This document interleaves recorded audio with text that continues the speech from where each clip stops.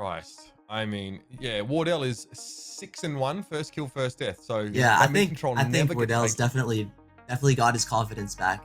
If you want to be consistent in this game, you really have to make it your life. I mean, that's what I learned, and that's what my team learned. You want to be the best, you have to really grind. But he literally tweeted, women shouldn't play video games when the Game Changers tournaments were announced. Like, he tweeted at Game Changers, I don't want women competing in Valorant. And I was like, and he's on a team, guys. He's on an actual team. Our biggest hurdle has been communication as well. And when our comms are on, our team's unstoppable. Like, if we could have 100% like perfect comms all the time, I think we would be the #1 team in the world.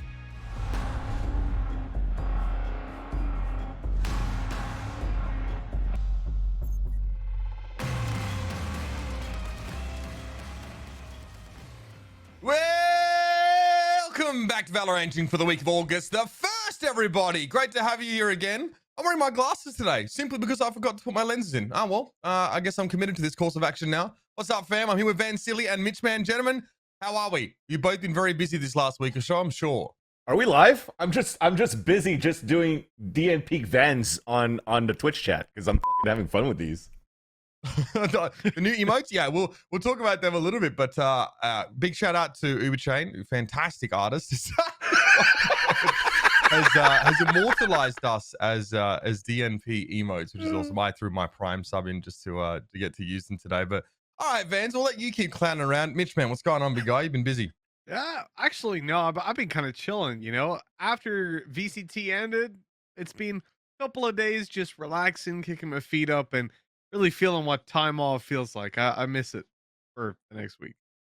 But yeah, until you're back to it again. Yeah. Vans, you finally, mate, I tuned into your stream, I reckon, like 11:30. The lights are out, like 11:30 my time. So it's got to be like 2 a.m. your time or something. The lights are out in the background. You look like you're telling a ghost story. You're fucking trawling over VCT VODs, mate. And you're just like autopiloting your way through. So you've been busy. A lot of stuff to go over, man. How's your week been? The week's been great, man. Lots of stuff going on with NA VCTs. Got some good broadcasts in. And right after that, we're trying to catch up to VCT EUs. But I just have a huge issue of watching VODs. It's like, I'm like, okay, it's going to be a 5-hour stream because it's a best of 5 between Fnatic and Liquid. But I spend like an hour and a half per VOD. Or per map, and it just never ends. So I finished 2 maps yesterday in like 6 hours. Yeah, it's always better, I think, to watch it with someone else. The problem is that you need to take your hands off the keyboard and stop pausing it because your desire to go back, rewind. Yeah, you'll watch VODs, by the way. Did you know that? But your desire to go back and rewind will always win out. Especially if you have like a Go TV, like a replay viewer kind of thing where you can like zoom around. It's even worse. That's not in Valorant yet, but I'm sure it will. Those are gonna be long days when that's gonna happen. Hopefully, it's mental. Trying to keep up. There's so many games. Like trying to keep up with EU and NA at the same time is just not possible. Yeah. I don't know how.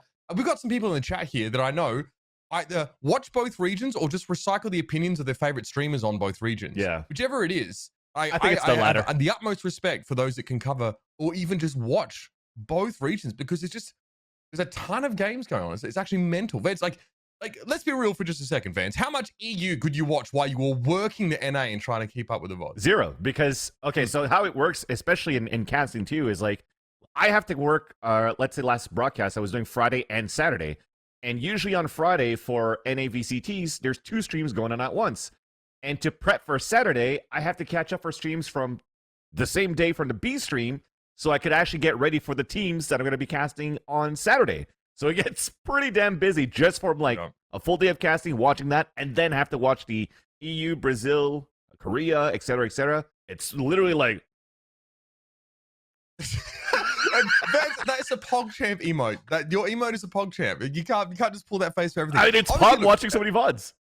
That's why, we've got the 2 of you, and also we're bringing back up for each region to sort of help us discuss because there's just a ton of Valorant to cover in general. Yeah. On that note, today, first things first, we'll be doing a bit of a grab bag. We'll go around the grounds. We'll talk about game changes because it's finally coming to EU. It's a huge announcement. EU getting some love as well.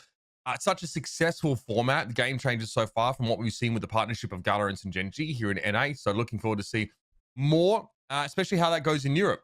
Speaking of which, we're going to go and talk about some VCT after that. So we're bringing in Coach Trippy, king of aesthetics and high cheekbones, to help us break down what happened. Obviously, his team make an insane lower bracket run. So I'm sure he's got plenty to offer us there. And then we head across the pond. There's a lot to unpack in EU, including a heartbreaking fight. Well, it depends which team you like, but a real crazy El Clasico that went to all 5 maps. So bringing Yinsu in for that, and we're going to break down what happened in EU. And look, by the time we get to the end of that segment, we will have covered about 3 hours of content. So yeah, already the show is just going to be blowing out. But look, we're in one of the busiest times, I think, of the Valorant calendar right now. We're getting close to Challengers playoffs in both regions. That's going to feed in, of course, to Berlin, which is a very hotly anticipated Masters event. But let's take a quick step back briefly here and talk about a couple bits and pieces here. So we discussing some sort of roster changes we've already had, right? So obviously in the aftermath of challenges, it's not a surprise to see sort of some teams decide to retool things a little bit. I think also TSM were also planning to make an academy team. Now, can someone explain to me what the point is? I guess we know that T1 do this, and they actually brought Dawn up from that team, and he's doing really quite well for T1. Unfortunately, they don't qualify. But what do you think about this, Vance? I still don't know, because wasn't this an issue like last year again when we were like, okay, well, if you have somebody from the academy team that can't play into the VCTs with the main team, I do like the idea of the farm team, a team they could practice with, but if you are a team that's aspiring to actually get to the pro scene, you're basically going to join the academy in hopes to maybe take a spot in the main team. Yeah. But that's going to create like some inner competition, which is okay, I guess, if you're looking at like the Korean scene of how they do it currently with Vision Strikers. But I don't know. I'm not for this whole inner competition in North America. I think one of the interesting things about it is, like, if you're looking at it from the perspective of an organization, I'll never fully understand it. I think there's a lot of limits as well. I'm not sure how it works in NA, but I know in Counter-Strike it started to be applied in EU that basically if you had a main team and a secondary team, you couldn't play the same tournament. So then you're automatically ruling them out of everything. Is that a thing in NA for VCT? Like, yeah. Is it? So you could have like Cloud9, Blue and White, and they're not allowed to be in the same tournament? No, blue and white can, because be they're different categories for the competition. Okay. Yeah. But if it was like Cloud9 Blue and Cloud9 Cyan, there's another male team, it would be an issue. Okay.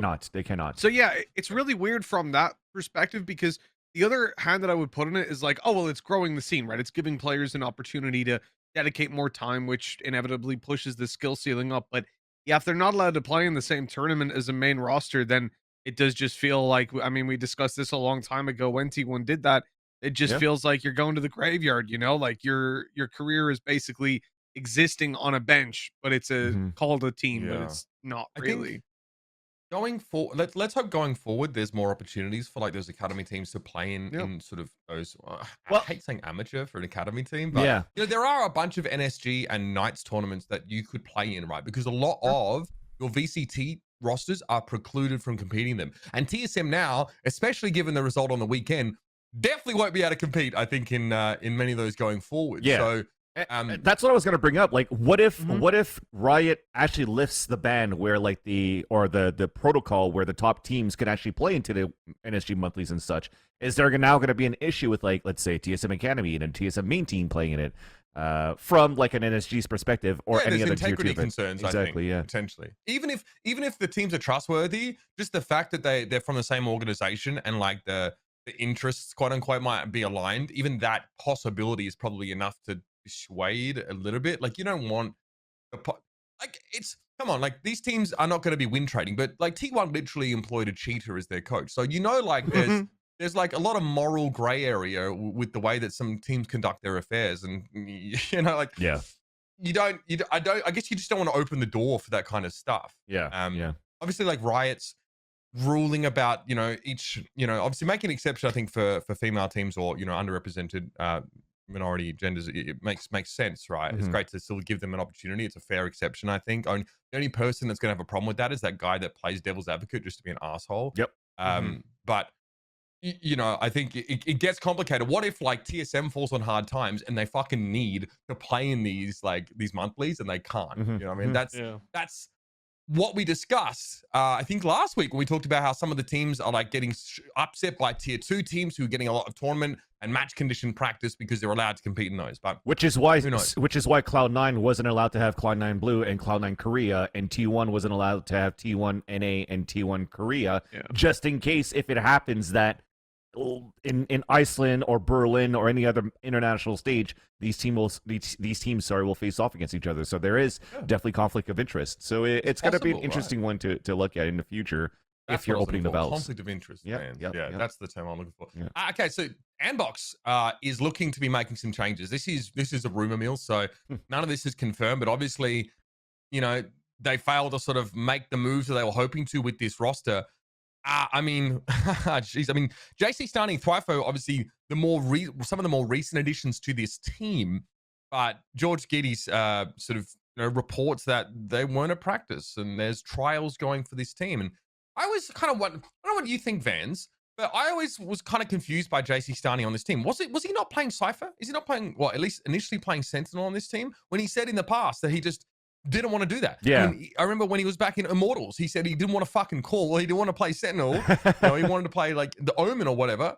It looks like he was back to doing that same shit on Andbox. Yeah, so it feels like for me that JC Stani definitely, I do agree with you. He did say that he didn't want to IGL and play at the same time while doing Sentinel. So I think if he was going to be off the role of IGLing, he could probably still play Sentinel. But also with Andbox, when they had Thwyfo come in, Thwyfo was probably going to be playing the Sentinel too, like replacing for JC Stani to play controller, as he had a bit of results when he came back into Immortals and played controller into the lineup. So overall, I think on paper it looked pretty decent on what Andbox could do to support around the system of what Ye could bring to the table. But overall, they still didn't get into their results. What I find quite interesting is what's happening for Andbox at this point, because technically there's no way that they're qualifying into the last chance qualifiers. They don't have enough points. If you look into like the Wikipedia, they're already red where they can't qualify. So their season is done until next year. So how much of an off season should they make the change right now? Who are they going to bring in? Is it like a salary dump? What's happening at this point for Andbox? I mean, this is today. This is literally 10 minutes ago. JC Stani is sort of, oh, look at it. It's updating in real time. So just quickly as well, just to correct myself, Stani was playing the Omer and the Viper correct. on Andbox, so not the Sentinel. So yeah. I think maybe initially when he first joined the team, it might have happened like in one match. Yeah, until they got Thwyfo come in for sure. Yeah.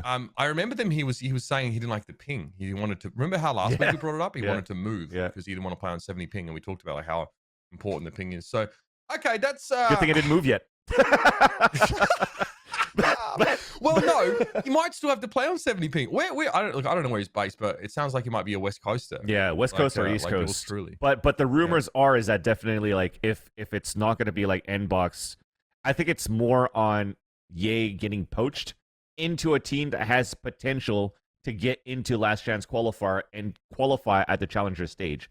So I think at this opportunity for Andbox, it's going to be a slow rebuild because, like I said, they can't play until 2022. But Ye still has an opportunity to fucking shine if he can during the LCQs. Yeah. So I wouldn't be surprised if he got bought out to go somewhere into like these, let's say there's Rise, Gen.G, Cloud9 Blue that are still fighting to make it in. Well, I don't know Cloud9 Blue. I don't think it's going to make it anymore. It depends on what's going to happen throughout these NA regionals. But there's definitely like one team that would probably set their sights to try to bring him in, which is why I don't think it's going to be, you know, there's that rumor that Automatic did like the expect the unexpected. He was playing the Jet. Okay, can Ye join? T1 also cannot make it right now into the LCQs. So I don't think there's going to be any rumors surrounding that, in my opinion, looking forward. It's important to point out here, basically, I mean, JC Stani mentions, first of all, that he's moving to Austin. So like a lot of, I think that's where it's at. You know, I reckon I'd live in Austin if my partner didn't hate the idea of living around Texans. But that's by the by. He mentions that there was some JC Stani mentions that there were some creative differences over the last couple of months about how the team wanted to approach things, and so he just felt parting was for the best. There is the full twit longer on JC Stani's Twitter account if you're interested there. And it was mentioned that Thwyfo was on lease or on loan to that team, but I feel like if that team sort of qualify, then things probably look a little bit different. I mean, these guys still have a chance. Ye obviously is just overperforming on that team. I think you know, especially in that TSM matchup, like just the really long series. What he was able to sort of produce was very impressive. Like Sabrosa goes on record saying he's just a demon. Yep. Low ping. You know, I reckon JC Starney had ping envy. You know, looking at what EA was able to do in these games, was like, man, what could I do if I just moved my ass to Texas? Well, we're about to find out. There's no doubt about it. Announcement. This is EU related. Game Changers, which was such a success in NA with a partnership of Valorant and Gen.G. According to multiple sources, this is our man Halo of Thoughts, Riot are starting to reach out to European organizations and they want to run a Game Changers event, which is great. So there, you know, it sort of said that there'd be multiple events in 2021 and players from Europe, Turkey, and Russia will be eligible to participate, which is great.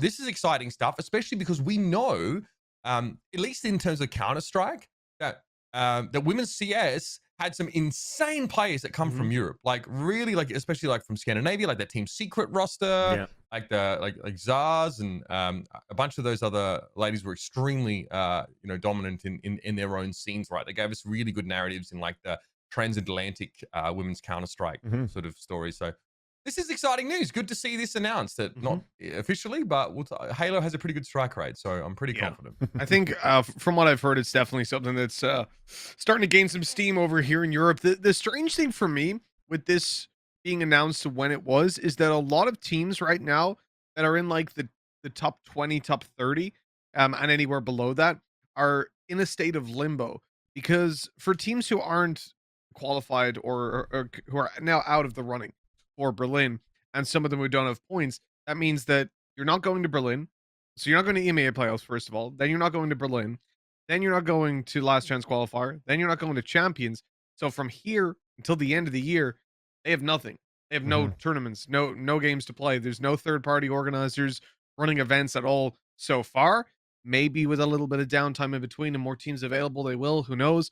So it's kind of a strange time to announce a league like Game Changers when we don't have any information for the main circuit teams who could face 5-6 months out of competition, out of gameplay completely. So I'm hoping that this is actually a good sign, because I would find it very strange if they did run Game Changers, if that was like an active thing in Europe and there was no support. To me, this says like there's some stuff coming up, some announcements soon. I feel it's a whole different department anyways to like worry about the game changers and such too, because like VCT game changers in North America right now, it's like partnership with Dignitas, partnership with Gen.G for the economy stuff, Valorant as well. So it's a lot of partnership with other TOs at that and the third parties that want to make into it, which is why you see that tweet from Halo saying, look, they're approaching TOs to try to but organize that.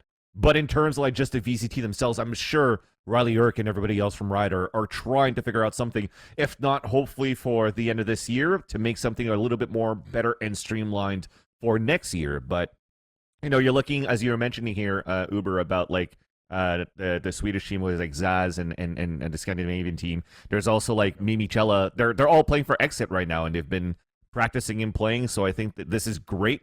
This has already been announced in the past already last year, when VCTs were going to start, that it was going to start in NA. I think they did one already in Brazil, and Europe was going to be coming anyways too. So this was already in the pipeline for VCT Game Changers, and nothing new that comes out of the blue. So we just glossed over that a little bit there, but it looks like Fnatic might be looking to build a women's roster as well, which is great. Correct. I love it's sort of I love that Water Shallow here points this out in chat. And this is reasonable. Crazy that the women's scene for Valorant is more prevalent than Overwatch, Siege, and Counter-Strike combined.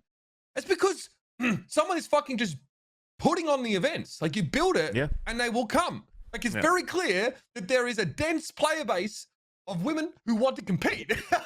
Like, just imagine for a second if like Overwatch or Siege just put on a fucking women's tournament. It's that easy. Get someone to fucking organize it, and you will get people to come and play. Like, no, you can't be like, no, there's not enough women here when you're not trying to run anything. So kudos to Riot. I don't necessarily think it takes great bravery to put on a women's event, but it takes foresight and a genuine desire to sort of build up that scene. So I think for that, just in and of itself, we're thankful. I hope that I hope that other tournament organizers take notice, and I hope that there's interest in the grassroots over in Europe for the same thing, because as awesome as Game Changers is, I don't think it works if not for the dedication of groups like Valorant, groups like Dignitas and Gen.G putting their resources, and I mean by that I also mean people behind these kind of initiatives, right? Yep.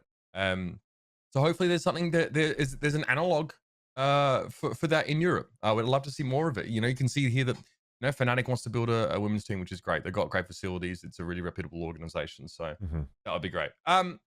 Gen.G as well, as far as we know, are continuing to pair up with sort of these women's tournaments. Excuse me. Yep. So this is obviously excuse me. This is Valorant, who is, you know, I think the TO for this kind of stuff, right? They're organizing this stuff, but Game Changers Academy. So now look, it's wild. We already have like substrata of Game Changers tournaments, which is fantastic. There's actually a pathway in now. Maybe your team is not quite good enough to compete in Game Changers because the competition there's quite fierce, gentlemen. Well, you know, Game Changers Academy is a great way of sort of making your way in there. This is great. Well, not just one tournament, two. Got 2 different levels of women's tournaments in Valorant. Nobody else in esports has fucking done this. It's astonishing. Yeah, and even looking at the Game Changers Academy, I'm just looking quickly at the bracket because I know in the grand finals it was GX3, so it's Alice's team versus Nothing to Lose. Although I don't know if like Cloud9 White were able to participate, TSM, CLG, I don't think I saw them in there, right? So you're looking at like the Manila Flogs and these teams that are these women's teams are looking to get picked up later on into the circuit, or at least by an org so they could participate in these tournaments too. So it's nice to see that you have like this academy side. Came down to like a 2-1 map. It looked pretty good for GX3 to start things off. I mean, they always had like 5th to 8th, I think, going into the Game Changers so far. So to make it into grand finals and to get 1 map ahead was actually pretty good. I've watched a bit of it too. I think once you had a chance for Ariana Anarchist, to start opping and landing her shots like she did in the rest of the series, it made it a little bit more difficult for GX3. But they also had like a buff and a sub that came into their roster, as you had Bob. She actually joined and rang for the roster from the Sonics team to propulse Nothing to Lose into this win. So that's obviously great to see that there is, again, multiple levels of tournament going on there. Shout out to Valorant for making that happen. Fun news, we got some new emotes. We talked about it at the start of the show, but they're our very talented artist Uberchain has put her abilities to pen to paper rather, and we have these, which is awesome. So I'd love to know what chat you think is the best one. Spam the emote you think is your favorite. And I'm interested to see your feedback. Obviously, Vansili's, that's a pog champ. Raging. Obviously, there's nothing really. There's no other way to depict me, I suppose. And Mitch Man he's Thonkin. My guy be Thonkin. Okay, wait. This is great. Now that we come back onto the main cameras, we have to actually imitate that face too.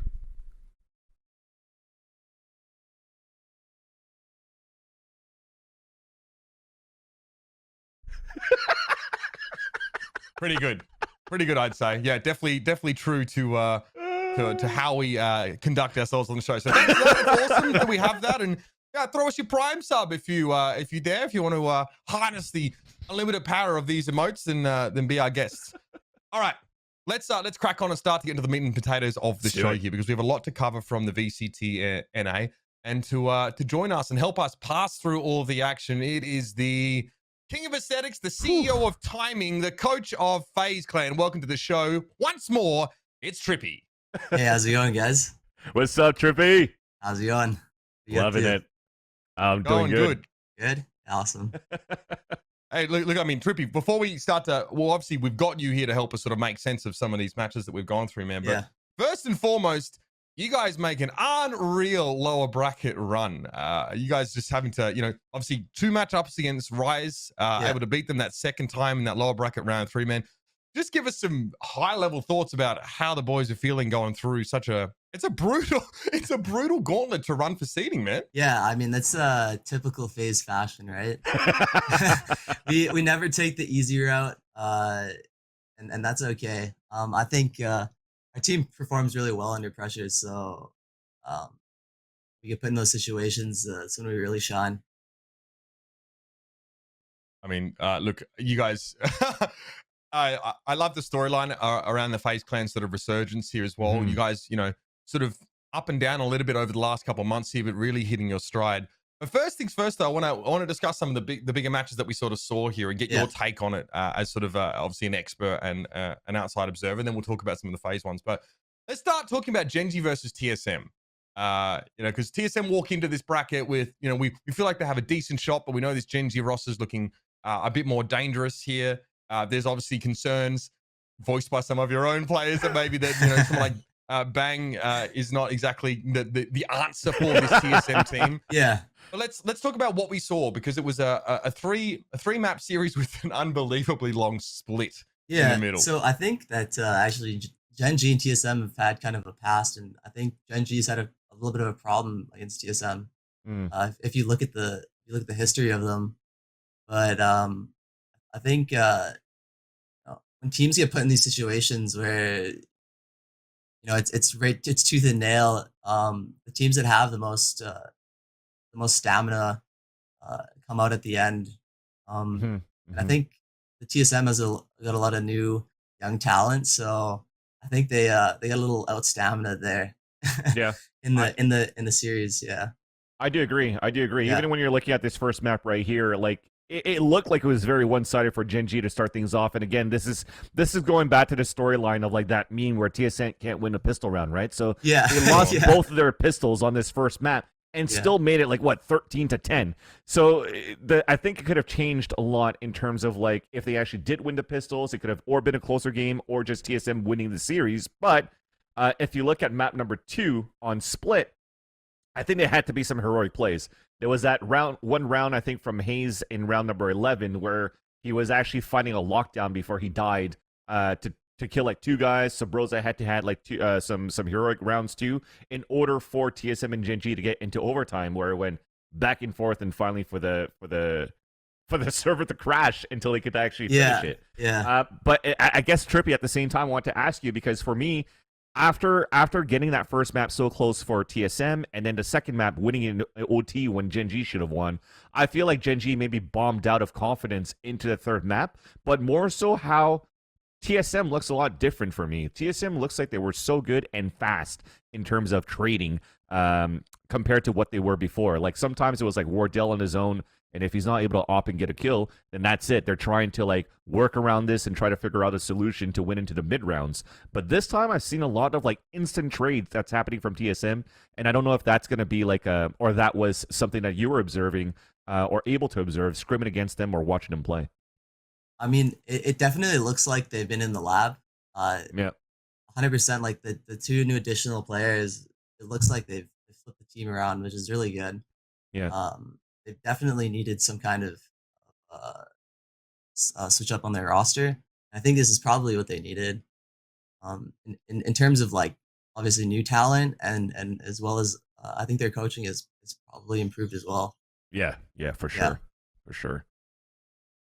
I remember that, TSM, like you guys mentioned that TSM normally have the measure of Gen.G, because I seem to remember at least a few months ago, it was often Wardell would just punish them by playing operator on the extremities and just like ruining individuals who tried to sort of play off script a little bit. But this series looks incredibly close. We get to split. How many rounds? 44 rounds total in this. Yeah. I mean, it's the longest professional Valorant match to date, right? I think Nature gets the record for the highest amount of kills. He goes 49 and 28. Yeah, that's insane. That's insane. And 26, by the way. Like, just absolutely mental stuff here. But again, it starts off with Gen.G getting a huge lead, on defense. TSM win 3 rounds on offense, and then, well, they do exactly the same thing to Gen.G. So neither team gets many attacking rounds here, and then there's just some real individual heroics here to sort of to bring things back. I mean, I could not believe that it was even possible to go sort of round for round in this fashion. Yeah. When both teams struggle to get attacking rounds on their respective halves, and then it's just back and forth. Yep. Yeah. I think for TSM there was like, again, I mentioned 2 players for Sabrosa and for FaZe, but on the end of Gen.G, Nature definitely had a lot of good rounds as well, where it was off his back that Gen.G were able to win this rounds. Like, one great, and second one that he's doing it on KO, the best agent currently in the game. What are your thoughts actually on Nature's KO or just KO in general, Trippy? I think the character can be good. I just don't think players have had enough time to develop him individually or as a team, he only came out like what, somewhat like a month ago ish. Yeah, not even. Yeah. So Yeah. you know, all these other characters have been out for so much longer. Hey, sorry. she's vocal. She's vocal. Get me on that cam. Yeah. So many teams have had time to develop all these other characters for so long, and the character's only been out for a little bit. Sure, he's Counter-Strike style-ish, but I think there's a lot of ways you can implement him into different comps, and teams just haven't found that out yet. Speaking of which, actually, a little bit looking into the future. I'm not going to bring the matchup in particular, but we're seeing KO being integrated. We're seeing Yoru a little bit from you guys as well, right? I mean, hey, Breeze is a pretty open map, right? You see him being a mainstay?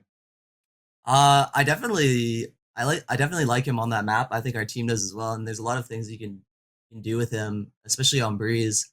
You can throw a lot of fakes. You can get into the site a lot of different ways. Yeah. Especially with how wide the chokes are. Yeah. And really open up the space with your team with that character. And I think Corey implements it pretty well. I agree with that too. Yeah. The map's so big too. The rotation's so long from like so long. Yeah. Yeah. So even on CT side. Yeah. Even if you have like a good hunch and you send your team over early, that you still can't beat the other team. If they're still forcing the retake. Yeah. One other thing as well, actually, because just looking at that Gen.G game, obviously they're running that whole series. They don't pick up a jet. They're not playing the simple. Well, they're not doing what Wardell is doing on the other side. And you guys have started to step away from jet as well, right? FaZe has been a long time having that jet operator floating about, and now I'm seeing a lot of your comms not featuring him. Do you think that, because especially with the operator being that little bit cheaper now, do you think that this is something we'll see a lot of teams do, whether NA, EU, or just generally start to put the jet out of the roster? I think as you see more characters come out with different kinds of kits and utility, you'll probably see here a little bit less. For us though, she'll probably be in our future for a while until we find a different comp or characters that fit our style, and complement the way we play. But for other teams, I could see, for other teams, I could definitely see her being replaced fairly easily. So.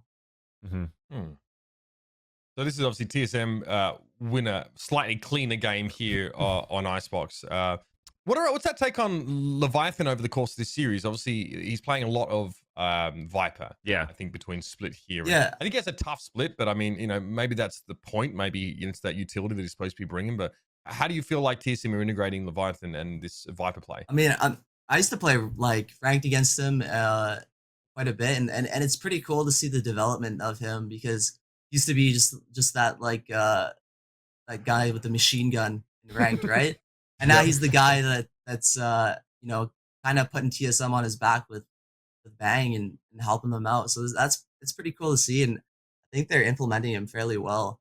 I think he's doing a really good job, especially up and coming. And they both those kids got a lot of pressure on them, right? They got a lot of eyes on them. Yeah. So I think they're doing a really good job, and they should keep doing what they're doing. Yeah. I think it gelled pretty well when they were playing on Icebox too, and even like an interview from Leviathan after, I think it was winning against Gen.G. He's like, look, I'm just trying to fit in right now. The other four like gel pretty well. I just came in. I'm just trying to add as much as I could. And when you're playing in maps where you don't have to play a Sova, so he's playing Viper on Split and on Icebox. And speaking about Icebox itself, it worked pretty well when you have Bang and Leviathan. They're playing a lot of are playing two agents that are going to be delaying and slowing a lot. And also, they weren't playing a Sova for this map on Icebox. And the way that I see it for Icebox is you have to be on point to be able to trade the way that you want to do if you don't have a Sova to like recon back to play these retakes, especially on the A site. So using like Sabrosa, that the way that he flashes always that he does through the smokes and stuff that too. If he has to flash through a toxic screen, he could do it. If he could flash through a smoke, he could do it. And it allows for the rest of TSM just to move in very quickly. So when TSM said they needed to pick somebody up that was more aggressive as well, and they picked up Bang, yes, it was a bit of a meme to what babybay was saying, but at the same time, if they're going to move on to a playstyle that's going to be a little bit faster, where they want to trade faster, I think Bang actually integrates really well in the long term for this type of playstyle that Chet is implementing for the team right now. So it looked pretty good. Gen.G looked a little bit broken, I think, after that OT as well. And just unfortunate. It's another series where that rivalry between TSM and Gen.G just doesn't pan out for Gen.G.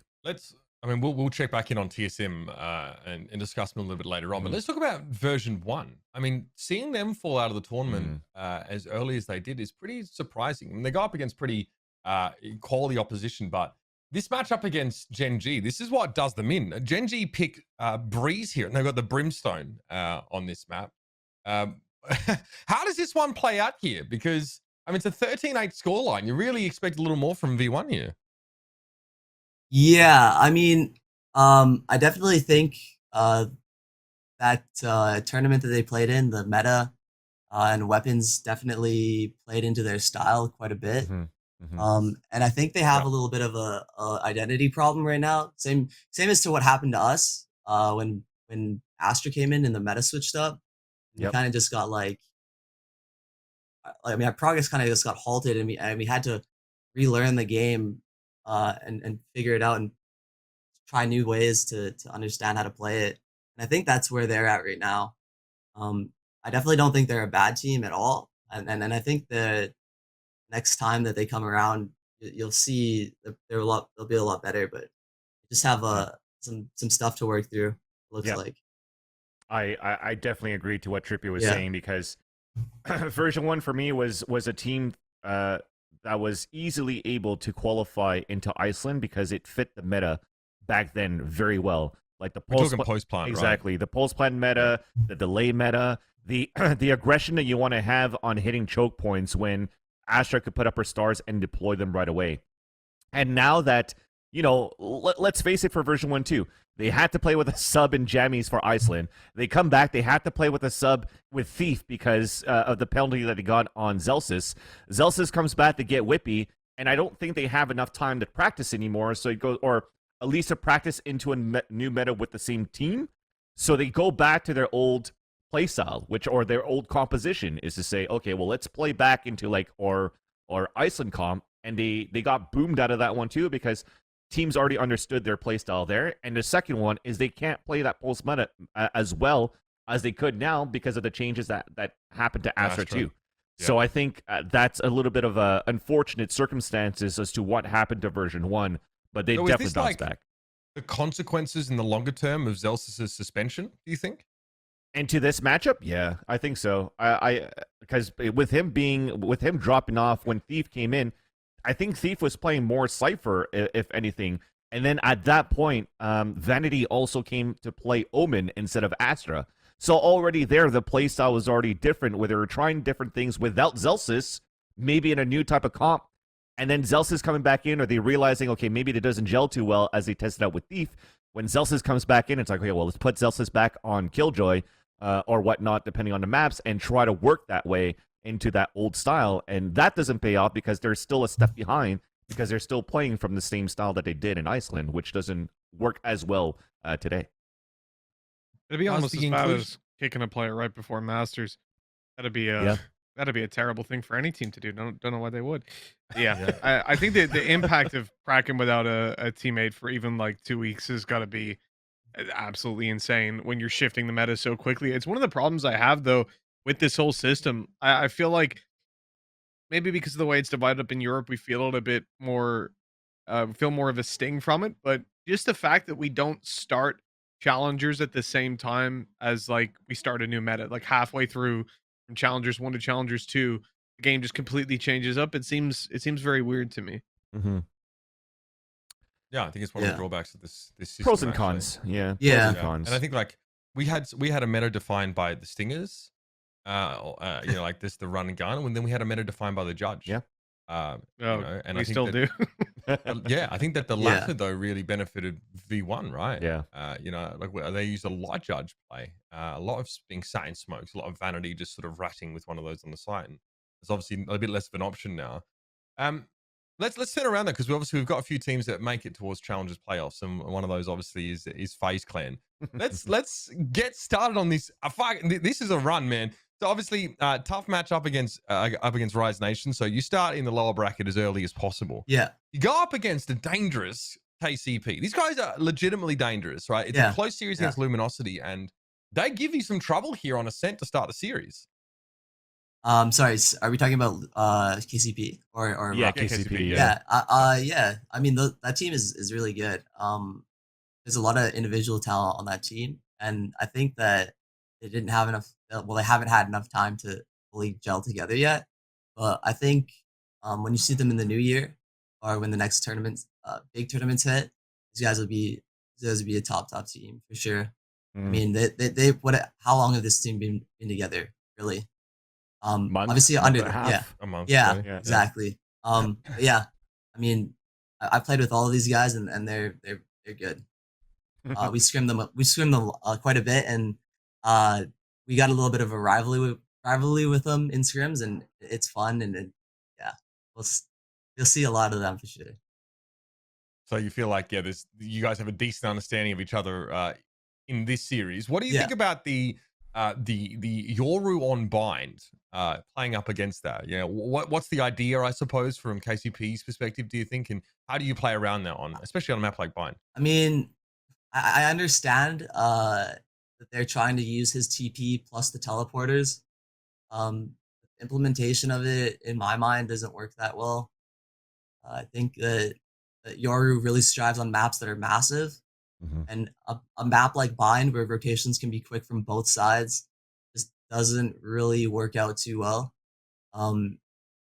His flashes are kind of inconsistent in the way that they can destroy your team plus the other team if you don't use them correctly. So I mean, I understand what they're trying to do with him on that map, but I don't think it's really the right fit in terms of characters. Yeah, we saw something similar in Europe when Europe first came out. I can't remember which team, might have been Ricks that were playing him, but pretty much all that they did was, oh look, we're gonna put our TP into fake TP, Yeah, and that was Entropic it. to use. And it's like, you know, nobody sits there about Omen and goes, dude, you can like fake the steps in and then like teleport back out. It's unbelievable. So changing it up to put a Euro in to do at least what we saw in EU was exactly that, and not really that much else other than blinding his own teammates. It's like, well, maybe we should put a different agent in. Maybe I'm not sold on this guy outside of like Breeze and or maybe a Haven. One really cool thing about him though is that his steps do attract utility. So yes, for the counter boombot is good. Exactly. So maybe they were trying to counter Corey's like solo plays, but Corey's Corey, and he sits in the lab by himself all day, and if you counter one of his things, he's got like 40 more for you. So yeah. I actually wanted to, now that you mentioned Corey, I wanted to bring that up as well, and just to get confirmation too. So right now in the roster, Corey's calling for you guys, right? Or is it like a mix of like different guys? So everybody, gelling. We have a different person calling, or different people calling for certain maps. Certain people understand the map better, or may have stronger feelings towards pushing the team towards a certain style on certain maps. So we have that. We used to just have our structure was everybody calling, but obviously that wasn't working out the best. So we do have now multiple AGLs. Yeah, interesting. Multiple AGLs. Yeah.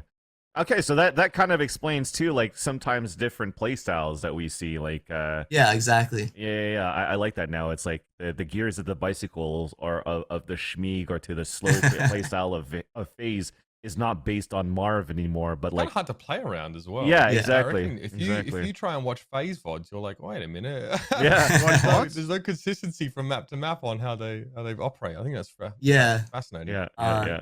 One of like the goals that we tried to have when I've started to come in was like have the team be like as unpredictable as possible. And I think in this game especially, it's really important to have that in your arsenal, because every agent has different abilities, and once you start tossing those out every time in certain places, you can read a team really easily. So being unpredictable in this game is super important. It's and then to look back at the comp that you guys are using too, like I think there's bind where you don't play a sentinel on that map, right? So you're going back to like even back in like what was it, Masters 1, where even you told us is like, yeah, we got this off like the Book of Newturn to not play like a sentinel, but to have breach in there, and now you have babybay playing a breach on that map. You have Zachary pretty much playing that anchor role with Astra now, if I'm not mistaken, too. So how's that faring out for you guys? You still believe that on certain maps you don't really need to have that sentinel, or I'm not gonna lie, I didn't even take that off the Korean teams. I made that call by myself based off of what the guys saw. So well, I mean, I'm sure maybe they did it first. I don't know who did it first, but yeah, I swear on my life I did not even watch any other regions. Interesting. So I tailored that comp specifically to our team and what I thought we needed to get the team to play together and work as a whole. But I mean, maybe they were running it first. I don't know. But yeah. I mean, you can independently come to the same solution. Yeah, exactly. Pretty easily. That's cool. That's cool. But I want to talk about this T1 matchup next because this is a team that's kind of on the rise, right? They handily deal with V1 and they pick Split in this series. Obviously, you guys aren't playing Icebox, which is fair, so you know you're gonna have to play a bit of Split. But you shut them down pretty hard on defense. It looks like T1 are not able to formulate much on their Split attack. You guys looked comfortable at least on that first half. Yeah, I mean, I personally hate Split in this game. Yep. I hate maps that are make you feel like you're in a tuna can, especially with abilities that lock you down and stop you. Like there are abilities in this game that completely stop you from taking a choke. Action. I mean, you see it in the VOD. Like Raucus just plays the site by himself because how can you get through? I mean, you have an ability that takes 30 damage off of you, and then another ability that weakens you and makes you take more damage. I mean, look at the minimap here. Just look at all the stuff. It's super hard to get out on T side. I mean, every team struggles with T side. I think it's pretty easy to be good on CT side, and everybody is trying to figure out the best way to get like 3-4 rounds on T side and just survive, and not get like 12-0'd. Yeah, and that's just like the nature of Split because of just how choke pointy it is. Do you feel that's the nature of a lot of these maps? I think like if you're looking at Breeze, you're starting to see a little bit more attacker side because it's so wide. Yeah. And the rotations are so difficult. But if you're looking at, for example, Bind, you're looking at Split, even Haven to an extent because of how those corridors are so tight knit, long and narrow. Do you find that teams in general currently in North America are struggling to find success out of the attacker sides? I definitely think that depending on who's calling, some teams do struggle with it. There are ways you can get around it. And I think you see a lot more like mid-round executes than early executes or like late round, just because like it is so hard to get into these chokes. Teams really have to bait out the utility early round and then move to the later rounds just so they can get into the site or like even people are running defaults for 40 seconds just to try to open up a pick or open up a site. And I think it's going to be up to Riot to either tune down utility for certain agents, which they did with Astra, stuff like that. But that's just how the game is. I mean, it's good though. I mean, it's a good mix of CS and something new. So I like it. Even going back to that Split matchup here, Uber. Like what I really like from FaZe Clan is you talked about the utility on the defender side too, of like how everything is so oppressive from like Astra Stars to Vipers to Killjoy utility to just stop like these extremities. But I think what worked very well for T1 that so far I feel that no team really has an answer against you guys yet is when you're playing Raucus's Viper Wall on mid side and you have babybay and Corey fighting all the way down towards mid together. Nobody's flashing across this. Nobody's fighting you guys on this, and you're able to get so much map control from the center first and delay on the sides and retake from the middle to the sides. Like the whole the whole pinching type of abilities or strategy that you guys bring onto Split on this defender side seems unmatched for now because it's uncharacteristic and it's new.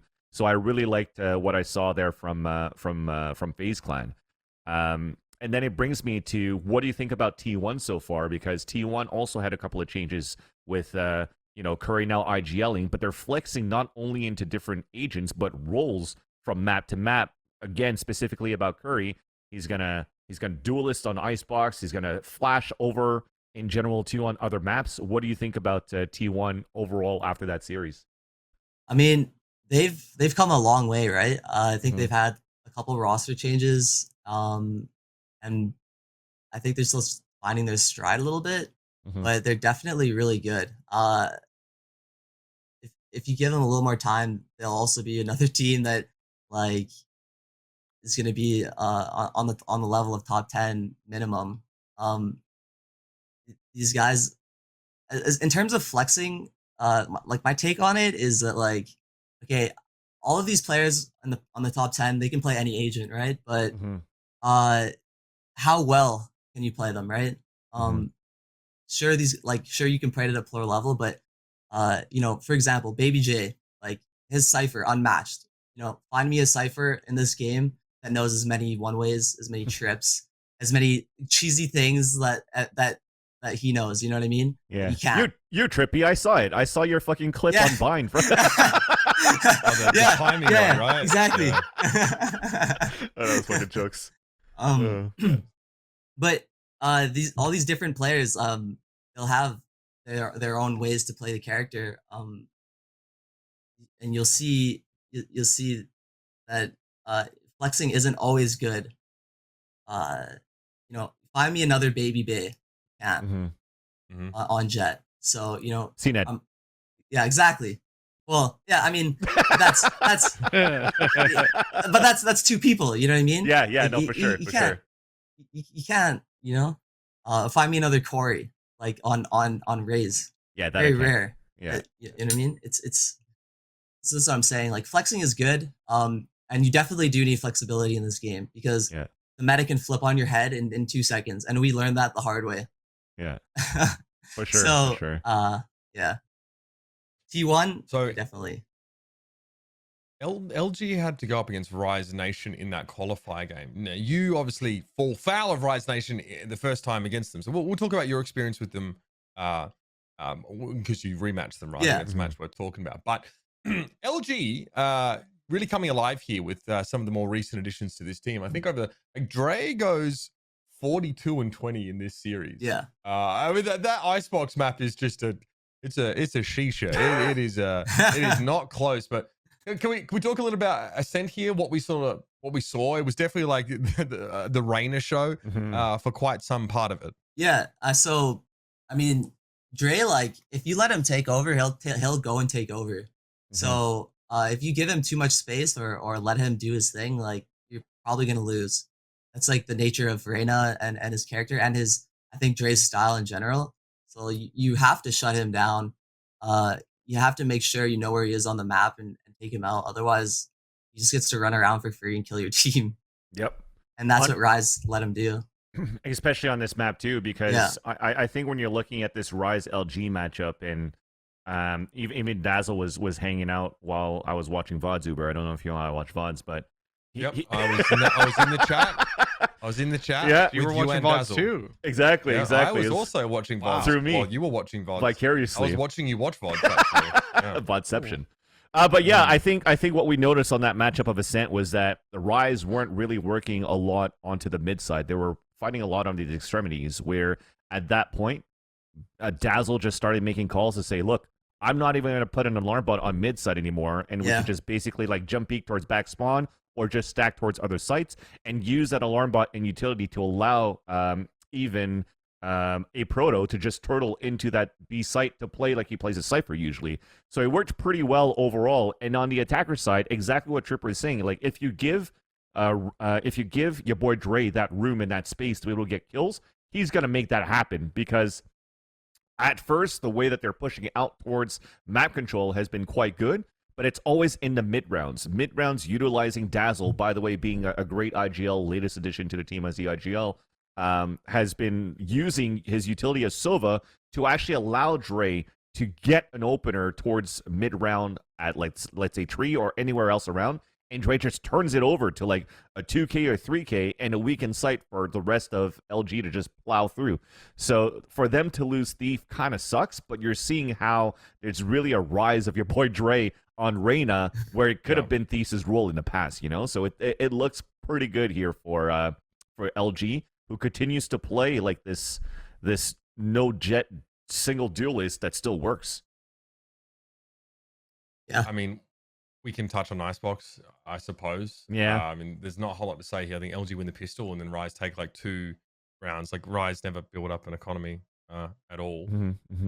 Pretty tough for them. I think Tig just handles them whenever they try and make that B side play. Like on defense, he's looking pretty comfortable here. I don't know how much you guys want to add on this series. This is just this is the kind of game that Rise can't afford to be dropping, but in fairness, they can still qualify following this series. So it definitely seems streaky to me at times. But you know what's so bizarre is that they turn around next series against Gen.G and they absolutely fleece Gen.G on Ascent. It's 13-2. Yeah. This team goes from just looking like they have lost all of their momentum to just finding it somewhere. Shank's just absolutely ripping them a new asshole. Yeah. It's good, man. Go ahead, Trippy. I'll let you start though. I definitely think they might have some consistency issues, and Yes. and that is probably due to them being fairly newish. Yep. But they do definitely have the makings of like a really good team, 100%. And I think they're probably just like those other teams coming up. I mean, it's hard to be consistent in this game just because of how much new stuff comes out like all the time. Yeah. So if you want to be consistent in this game, you really have to make it your life. I mean, that's what I learned, and that's what my team learned. If you want to be the best, you have to really grind. You mofos don't sleep. Yeah. I mean, you really have to do your VOD review. You have to do your self review. You have to play the game. Oh shit! You guys VOD review too? A lot. You know what's wild to me is that it's crazy because obviously you guys are competing so hard, especially because of what is in the future, right? What happens next year. But right now you can't be getting paid enough, all of you, to work this hard. Like it seems so disproportionate because the prize pool is there, right? And obviously winning challenges and champions is great. The odds of that are not are not locked in for any one team. So, you guys are trying to subsist off good tournament winnings and obviously salary from your team, but like this is more than a 9 to 5, right? It really is. You guys are like, how much does this encroach in if you don't mind me asking, how much does this right now anyway encroach into your personal life? Trying to run this team. So personally, like I've missed out on a lot of events, like family events and stuff that festivals I would never really or probably shouldn't have, but because I'm and so have the other guys on our team, we're so passionate about esports and this game in general that it's something that you just kind of give up for the sake of doing what you love. And I really didn't understand how much I would really have to put into this when I first got into it, because I wasn't really expecting it. But I think when you turn a hobby into a passion, or your hobby is your passion, it's not really a job, and it just becomes something that you just do because you like it. And people don't really understand. Like, some of my family are like, oh, like why do you work so much? Or it's not work. It's like I'm doing it because I like it. I'm doing it because it makes me feel good. And when work becomes something that makes you feel good, it's not work anymore. And you can work 12 hours a day and be like, whatever, like that was nothing. I could do it again, and you do it again for 4 weeks straight. I think. Yeah, I can relate to that. I think we're all even we might not realize it, but we're giving our best years here. You know what I mean? To this. So I just think it's easy to lose sight of like how it can impact your personal life in other areas. You know what I mean? Because crazy. Sorry, I cut you off. Oh, Sorry. you're good, man. I mean, I just think that it's the passion is so strong that it blinds you like crazy. But I mean, I wish I was blind looking at this scoreline. TSM versus T1 in this next matchup. How about that for a segue? Fuck me, when T1 lose maps, they fucking lose maps, man. They are obviously at this stage, they're still fighting for a qualification spot. They're in the upper bracket. They handle version 1. They're going up against TSM, and I've seen. I mean, this split map ain't it. Wardell goes 4-1, first kill, first death here. But you know, T1 strings some rounds together on defense, but they get handled. They lose a pistol, so TSM wins a pistol. Let's just point that out. And T1 cannot stabilize on defense on this map, despite obviously having, as Trippy mentioned beforehand, all those elements in place, like the Astra, the Killjoy, and the Viper. They're all there, but they cannot stabilize on defense, and they find themselves, in this position, match point at 4 rounds for them. Yeah. Well, you look at the X's right here, just from like that, just from this round. So it's a lot of like trying to take this mid control that doesn't work out for them too. And I think it goes to what Trippy's saying. It's just very hard for some teams right now, depending on who's calling, to get and string some rounds on this attacker side too. And I think we were able to see that from how T1 was trying to work their attacker side. Like the idea is there, like try to work that mid side, try to lurk down with Dawn playing the extremities, try to utilize a little bit more of like Skadoodle in terms of like gravity wells to push back the mid side.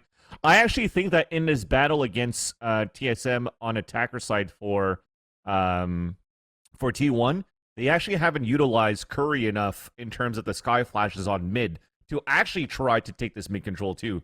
Now, right. I do remember correctly, they were doing a lot of like instant body peeks or like lurks that's going to be like half-assed, not necessarily half-assed, but like half of your body's already going to peeking out if you're going to walk peek out a corner.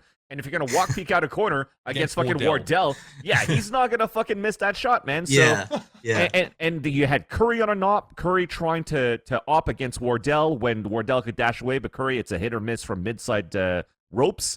It's not going to be a fight that you win here for T1. Christ. I mean, Wardell is 6-1, first kill, first death. So I think Wardell's definitely got his confidence back. I think for a while he was looking pretty unconfident. I'm not gonna lie, because in the beginning of the game, like if you saw Wardell, you'd be like, shit.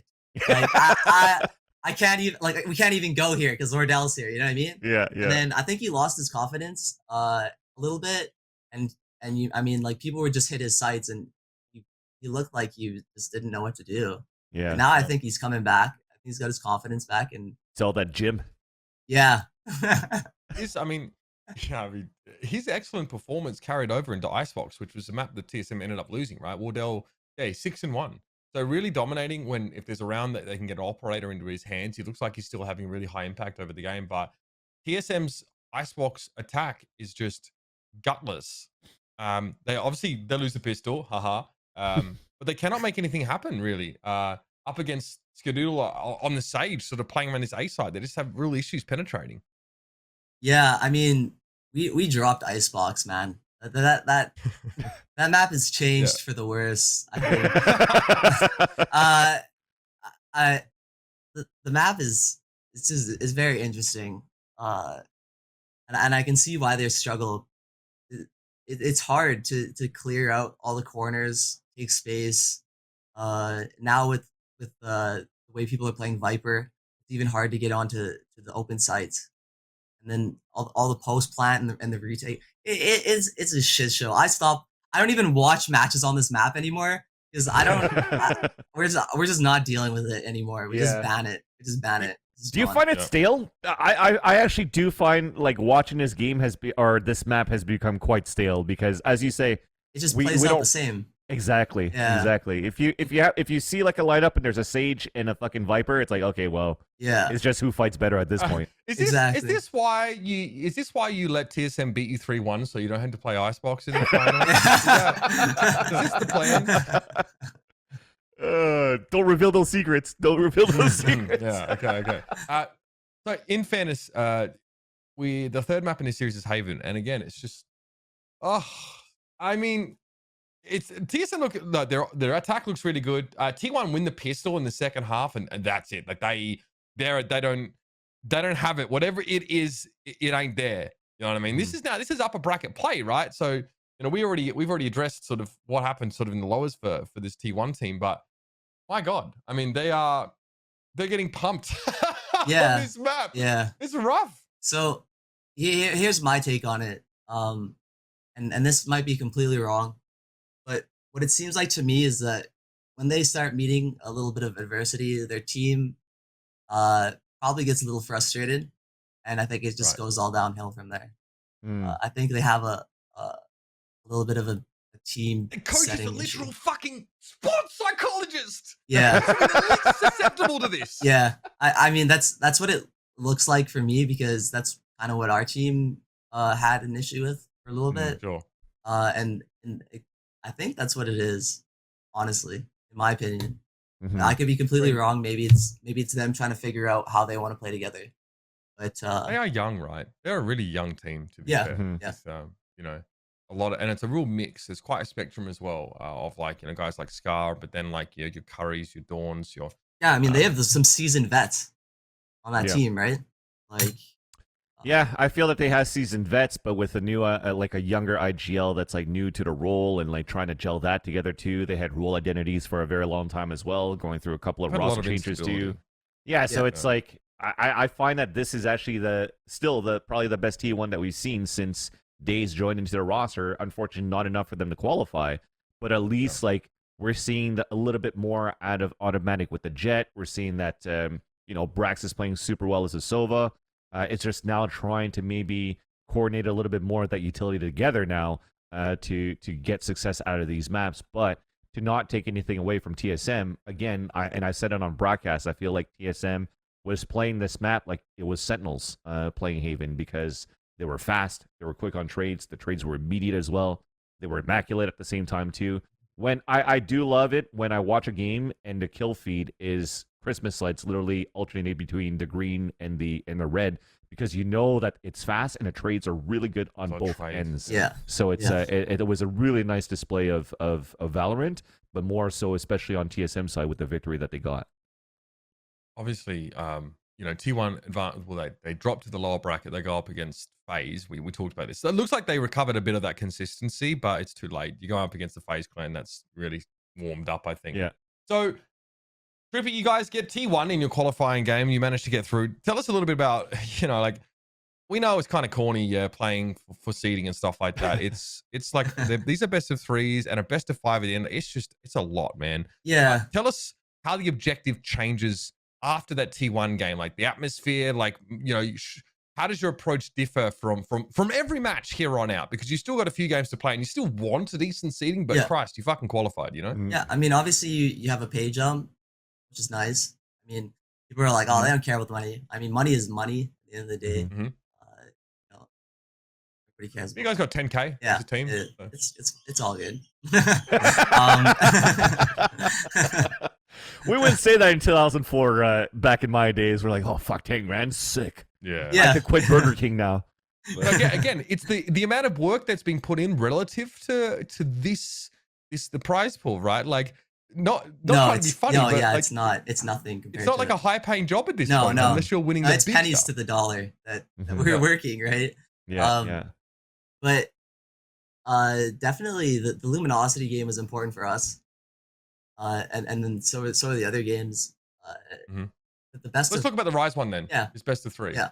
Talk us through this, right? It started on Ascent here, and we know that Rise pooped the bed on Ascent earlier in the tournament here, but I mean, you actually you banned Split here. Did you ban Split knowing that they wouldn't pick Icebox, or what was the yeah. I mean, Mhm. they have they ban Icebox. We ban Icebox. We know that their best map is Split right now, so we're like, okay, bye. Like, bye Split. Yep. You know, like, we know we could take them on any other map, 100%. Split was like a toss-up. It's like a 50-50 for us. Split is something we're working on. We're definitely a lot better at now, but those guys on Split are a different breed right now. Yeah, Sure. I think teams should definitely take a look at how those guys are playing Split. Superman's Astro is sick on Split. Yeah, they've got a lot of good shit going on there. So we're like, we're not trying to deal with that. We don't have time to completely break down their Split. So let's just ban it. Yeah. Yep. first time we played them, we definitely weren't playing as well as we could or should have. Mhm. And I think that's like a big reason as to why we lost that first match against them. Yeah. The second time coming around though, we were like, oh, we got this in the bag. Like, we know how they play. You know, I mean, I had notes to the exact spots, the utility that they had down to a T. Yeah. So that, and the guys had their own stuff as well. I do believe that for Rise's case is definitely a case of like you know, being such a new team, their map pool is not that deep yet, right? I know that Anger is doing a great job coaching for Rise right now, but if you're looking at this 6 map rotation so far, it's like they're gonna insta ban or Icebox or even Breeze at this point because it's so new. Yep. And as your new Ban team Breeze. and you have to develop on the main maps first, then you're gonna insta ban the Breeze first, which is what a lot of teams are doing right now. So they could focus on the maps that are really practiced that they've played for such a long time. So then after that, you're looking at, okay, well, they're actually pretty good on Split. So that's probably the map that they've been trying to practice the most. So they could actually anti-strat and get at least one map in hand where they could be comfortable. They're really good on Ascent. And then Haven and Bind is like a toss-up. So you're playing now a best of 3 where you hopefully get like one map in hand in the best of 3 and see how your playstyle just copes with the rest on your so maps, which is like the Binds and the Havens. This is what Renegades used to do as well. Exactly. Like, they would just try and Exactly. get split matchups, and they would just smeag teams. Yeah. Yeah. I mean, I think it's really smart what they did working on Split because a lot of teams are just straight up banning Breeze because they don't know how to play it. Yeah. So Exactly. and it makes sense. So they banned Breeze, they banned Icebox, and now teams are like, well, we are okay at Split on CT side. But not Rise. Yeah, and then Exactly. Rise is like, well, we can play Split well on both sides, so you guys, everyone's screwed. And Yeah. that was, I think it's really smart of them to do that. I mean, I think that takes us on to this we can talk about the TSM one. I think that you said let's talk about the Luminosity one. We don't have it slotted in here necessarily, but you know, you said it was important for you guys. So talk us through sort of why this sort of meant as much as it did. Obviously it's good to keep the train rolling in terms of momentum. Then as well as we wanted to see like how well we stacked up against them. Because Luminosity has been a team that I think is obviously very good. And they're fairly consistent. And we just want to see how well we matched up against them. And I think we know where we stand and how and it's good to see like how well a team plays under pressure. Especially in those situations. So like beating them was important for us. And obviously for the org as well. For sure. Yeah. And I guess looking at quickly though for you guys against Luminosity, because the second map did go to Breeze, and I think I remember seeing like some point in Breeze that you guys are like double lopping on that map too. So like I do like is that I feel that there was a lot more into that matchup on Split. So to see this go into overtime is actually quite fun to watch. I know that at this point you're not going to divulge everything that you've practiced going into that matchup too, but just to get the win and to get that result as you want it to be, I think it's already a good thing to start. Yoru, sheesh. Yeah, exactly. Yeah, Corey Yoru on Breeze. Yeah. Sorry. Okay.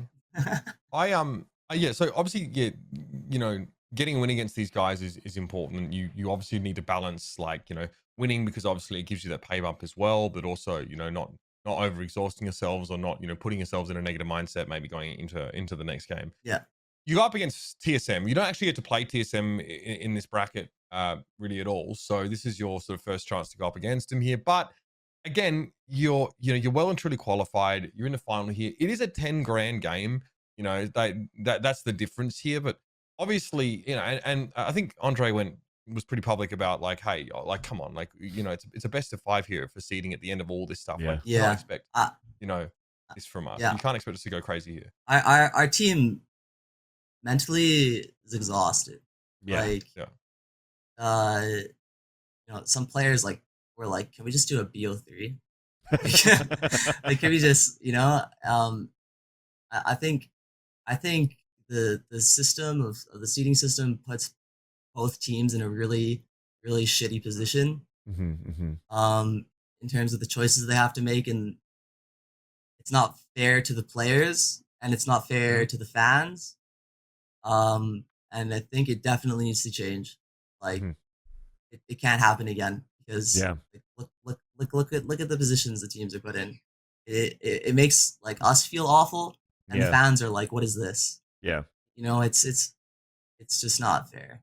Yeah, I think even to refer to that too is to look at like the tweet that TSM put out after, and then that babybay had to reply, and then like it's like because within the community ourselves and like between the players, between the coaches, between the talent, we all know that it's fucking fun in games here, right? Like you guys are just joking around in the server anyways, but sometimes the Reddit detectives are taking everything like way too seriously, like 5 steps ahead or 5 steps too far, and like they're taking like I tweeted it out. It's like they take like that shit like gospel, and it becomes like just bullshit in the end, where like your best fans could become your most toxic fans at the same time too, which is just unfortunate to have to live through that, and you can't just have fun.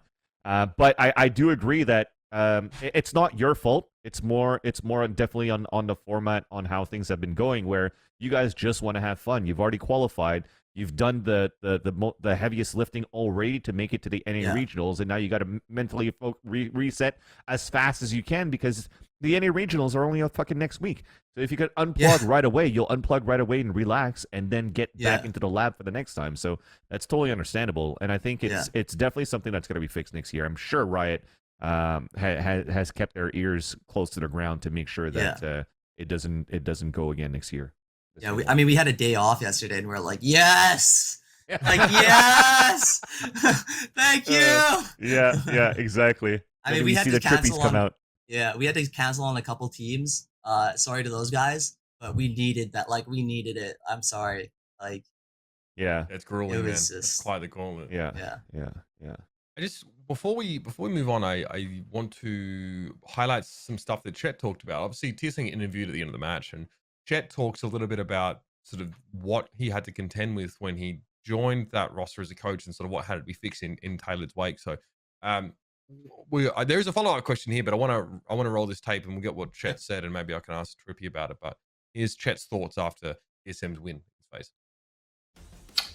Main thing was definitely communication was not good, for sure. It was pretty rough, and even like map callouts. I think I said in like some podcast a while ago that there's no like map callouts really, or everything was like a close left or cubby. It's like relative comps. Yeah. Just like it's just like it makes it harder for you to like trade, because like you don't know where to look, you know. So yeah, communication was like the biggest thing for sure. Just like that had to have been like fixed, and there's still bumps and stuff, but it's definitely a lot better than it used to be. That's interesting that a team that has been around for as long as TSM has, and has had like their fair share of highs and lows, would find that to be a stumbling block. Trippy, did you ever have that issue? I mean, you talked about now you have a team where you have a different caller on a lot of different maps. So how's that go? Our biggest hurdle is actually also comms. Comms in this game is I think obviously the same as other FPS games, TAC FPS games, but also inherently different with the way that see utility and characters and stuff. So our biggest hurdle has been communication as well. When our comms are on, our team's unstoppable. Like if we could have 100% like perfect comms all the time, I think we would be the #1 team in the world, undoubtedly. Yeah. What makes it so that the comms are actually that shaky? Is it just like the immediate flashes around the corner, you don't know where it's coming from, or like? I mean, it's that. I mean, it's getting frustrated. It's maybe not calming proper things at the right time. Not calming after you die because you're upset. There are a lot of things that go into it, and it's really the building block of a solid team is good comms. And it's fundamentals. It's like basketball, right? You dribble, you have to your layup down. So it's all of that. Like, you really have to have a solid foundation. If your comms take a hit, like, I guarantee you're probably just gonna lose. That's just the nature of this game. And It's such an information heavy game. and yeah, exactly. And you'll see it in your own ranked games as well, right? Like go into a ranked game, you have a team of 5 players that don't talk, you lose. You have a team of 5 players that maybe aren't the best, but all are talking, having a good time, and you win easily, right? It's just the nature of like team sports in general. Like, the communication is seriously important, and I don't think like it's stressed enough. And I didn't really realize how important comms were until I started doing this. And it is, Yep. I'm sure. It's also the hardest thing for, I think, a lot of people external to a team situation to understand, because some people may not have played in that environment, or maybe have not experienced what great comms is like, and I've seen a lot of people regard teams that talk about communication issues as a bit of a cop out, like a non-answer, and they don't understand what that even means. But being able to use specific examples like that and actually flesh out the difference it can make when your team is communicating, not just communicating, but being able to communicate well without thinking about it. Exactly. Because then it frees up the rest of their mental bandwidth to focus on like strategy, mid rounds, and how they put together their retakes and executes.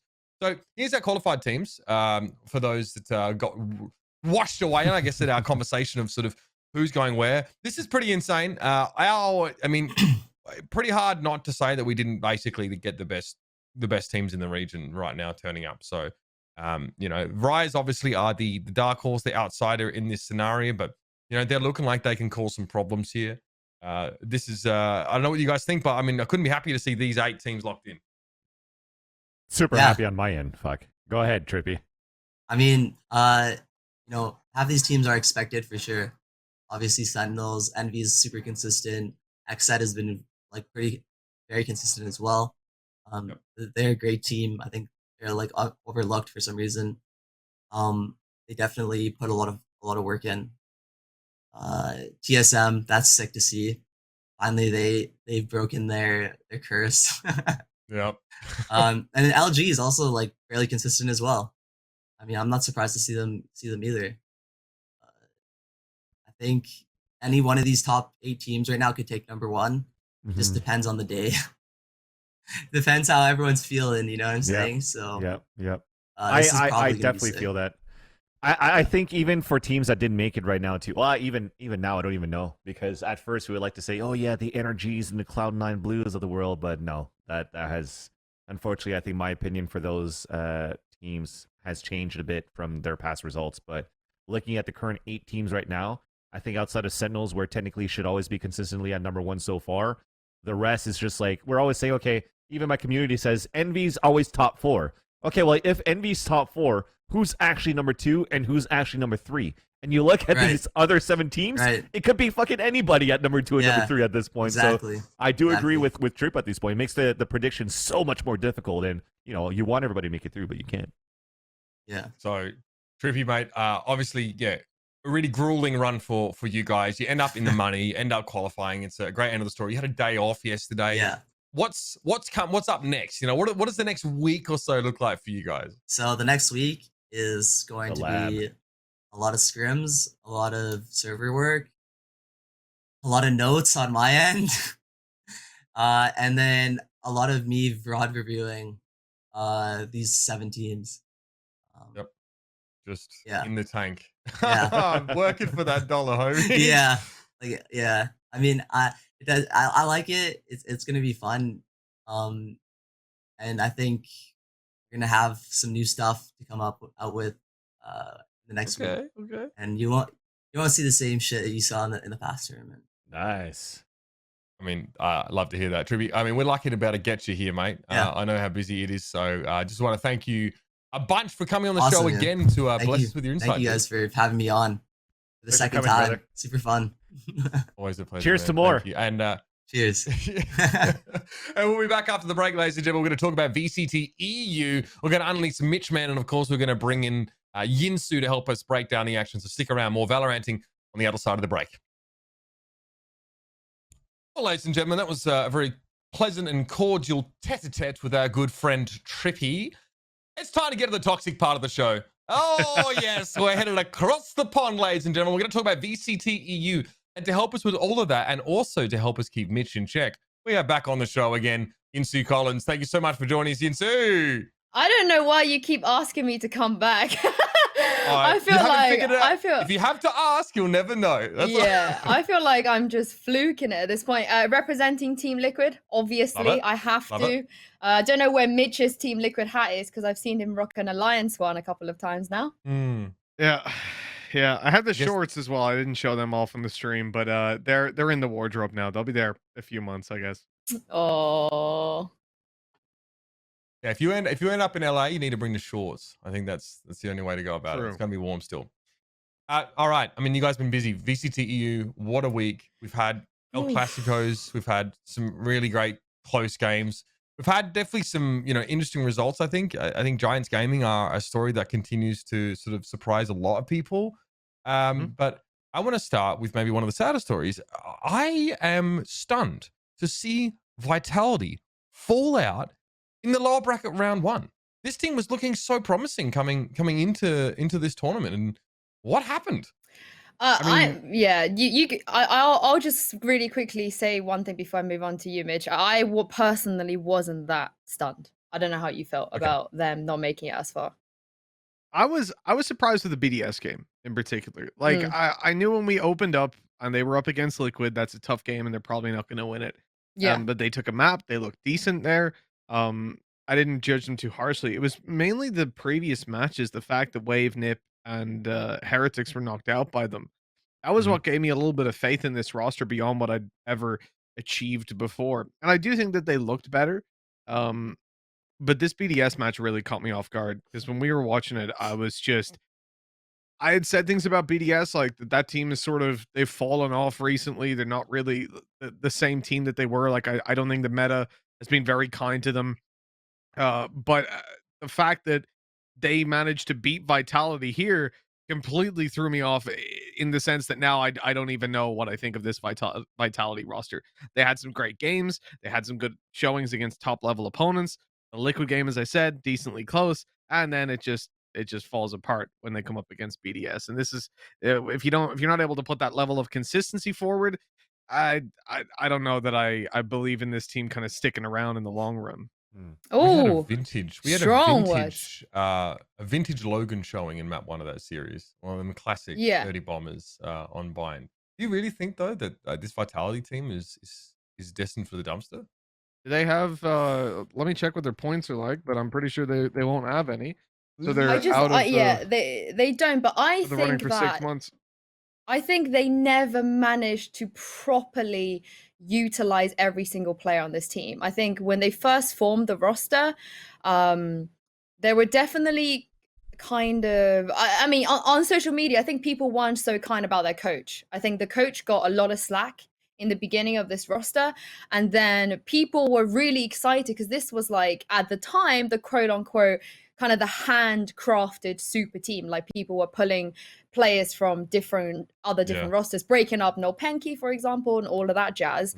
But I just don't think they truly ever reached a point where they managed to utilize every single player. I think Send is cracked, and I think if Mitch is right and they were to maybe split up, I would be super shocked not to see Sender at least go on to another tier 1 team immediately. But they had 4 people that could play Jet, 4 people that could play any duelist really, and they kept flipping and flopping and trialing different people on this duelist role. And I think in this instance, Loki, who I do also really like as a player, I wasn't sure if he was the best Jet on that team. And I would have loved to see, with Shalabi on the roster as well, Vac would have done. And that's the other thing with Shalabi. I think he's a really good player. And I think he had literally the most pressure on his shoulders, bless him, coming into this, like representing a different region, having his shot in Europe. But this Challengers was very much the battle of the stand-ins. Like the Giants are not where they are today without those 2 incredible stand-ins. And some other people really stepped up in stage 3 as a stand-in, or as a substitute, or as a last-minute roster swap. And I think Shalabi, as nice of a player he is, and as confident a little bit underwhelming. Like, if we look at Mhm. Fnatic in stage 3, they brought in Durka. Like, you needed someone like Durka to get as far as you did. Mhm. And I just don't think Shalabi was that. Yeah. I think it's quite funny. You're a very nice person, Sue. As you said, Loki, I don't think he was necessarily the Jet on that best. team. I think he's the worst Jet on that team. I actually think Oh, no, that's Mitch! nothing. That's not massively negative against Loki. Look at the players that he has. Vac, Yeah, Shalandi, Brams, Brams, Sender, Mm. all of them could play that. Sender's probably the only one little exception. Even then, from what I've seen of him, when it comes to rec games, he can probably pull it off. Like, I don't know. It was a really weird decision looking at that and thinking like, why is Vac not on this roster or not on this Jet role? That really confused me. Do you guys think it's Agreed, like it's like an issue of what TSM kind of had at some point? So the issue with TSM in North America is like, oh well, we're picking up a player, but the player is another duelist, and then you have like now Well, no, identity because- crosses with like so many people that could play duelists, and they're stuck playing other roles. This is the thing that kind of pissed me off was that Vac was playing a role that Loki previously played. Like he was playing your Sova, your Sky. That's what Loki used to play. So you could just 1-to-1 swap it up. There'd be no problem of proficiency. But for some reason, they went with Loki. Now, obviously, you know, things happen behind the scenes, pracs, all that. But just looking at that on the surface from the outside, it was very confusing. Like I was ready for them to restart, to remake the lobby when he locked in Jet. I thought someone had fat fingered it, but no, it was a dedicated lock-in. Or maybe they were just too embarrassed and they just went forward with it all the way. Mitch, Who knows? would you say you're starting to get a little heated? Oh no, we're not starting yet. Wait for that. I Let's get deeper in the bracket. I do think it is questionable that you have 3 other players who are proven Jets. Like World Vac class. made his name by being a Jet, and Brands too. Like those guys are really good. I wonder what they could have done if they brought in like a true support player, like if they brought in like a Shadow or someone, or they brought in a Juice and try to stick him on a Jet or something and see what would happen. But I just think it was like unfortunate mix, and also like I said, if you look at all the other teams around them, I mean, even the BDS thing is weird. We'll get onto that because like 6-man roster, my head hurts. My head really hurts every time. But even the BDS, like I think Gash had a pretty big impact, and they basically let him play what he's supposed to play. So yeah, we're looking at BDS now. Oh man. Okay, sorry, I don't want to just move on to another team, but 6-man roster. I know over in NA, you guys are like, you know, this is second breakfast for you guys. You're chilling. You know exactly how the 6-man roster works. No, we don't. We don't. But like, with the exception of Heretics, who ran a quasi 6-man roster, BDS made no sense to me because this roster was so good, and they were always like upset potential was through the roof. And I think they all had a purpose on this team. Like every single person's role was super well defined. Like you had the smoker, you had the clutch player, you had the sentinel player, you had your duelist. Like I could not think of another team in Europe that was as well defined as this. But for some reason coming into this, and Mitch, I would love to know what you think, they were like, nah, like let's not do that anymore and just randomly swap people out. Just made no sense to me. Yeah, again, one of the things that I said when we saw this roster change, we discussed it on the show actually, was that I presumed somebody was ill, somebody had like a COVID test planned, or an injection, a vaccination during the course of the tournament. So they were like planning for, oh, yo, in these 2 days you might be ill, so we'll get someone in. But no, it was very much mix and matching, and what that does to the mental of a player, like you take someone out coming into the final map of a series, that's going to be pretty fucking depressing to just not get to play in it. Like, and it's unnecessary as well. Just looking at the BDS roster, I don't see like Gatch did well. Don't get me wrong. But again, similar to what we were discussing before, it's not that that player isn't capable of doing what they were doing. It's that they had players capable of doing that anyways. So putting him in felt weird because unless you were replacing someone, which they're not, they're still happy to play with them. There's obviously there's no problem of someone being an asshole or anything like that. Like they're happy with all their players.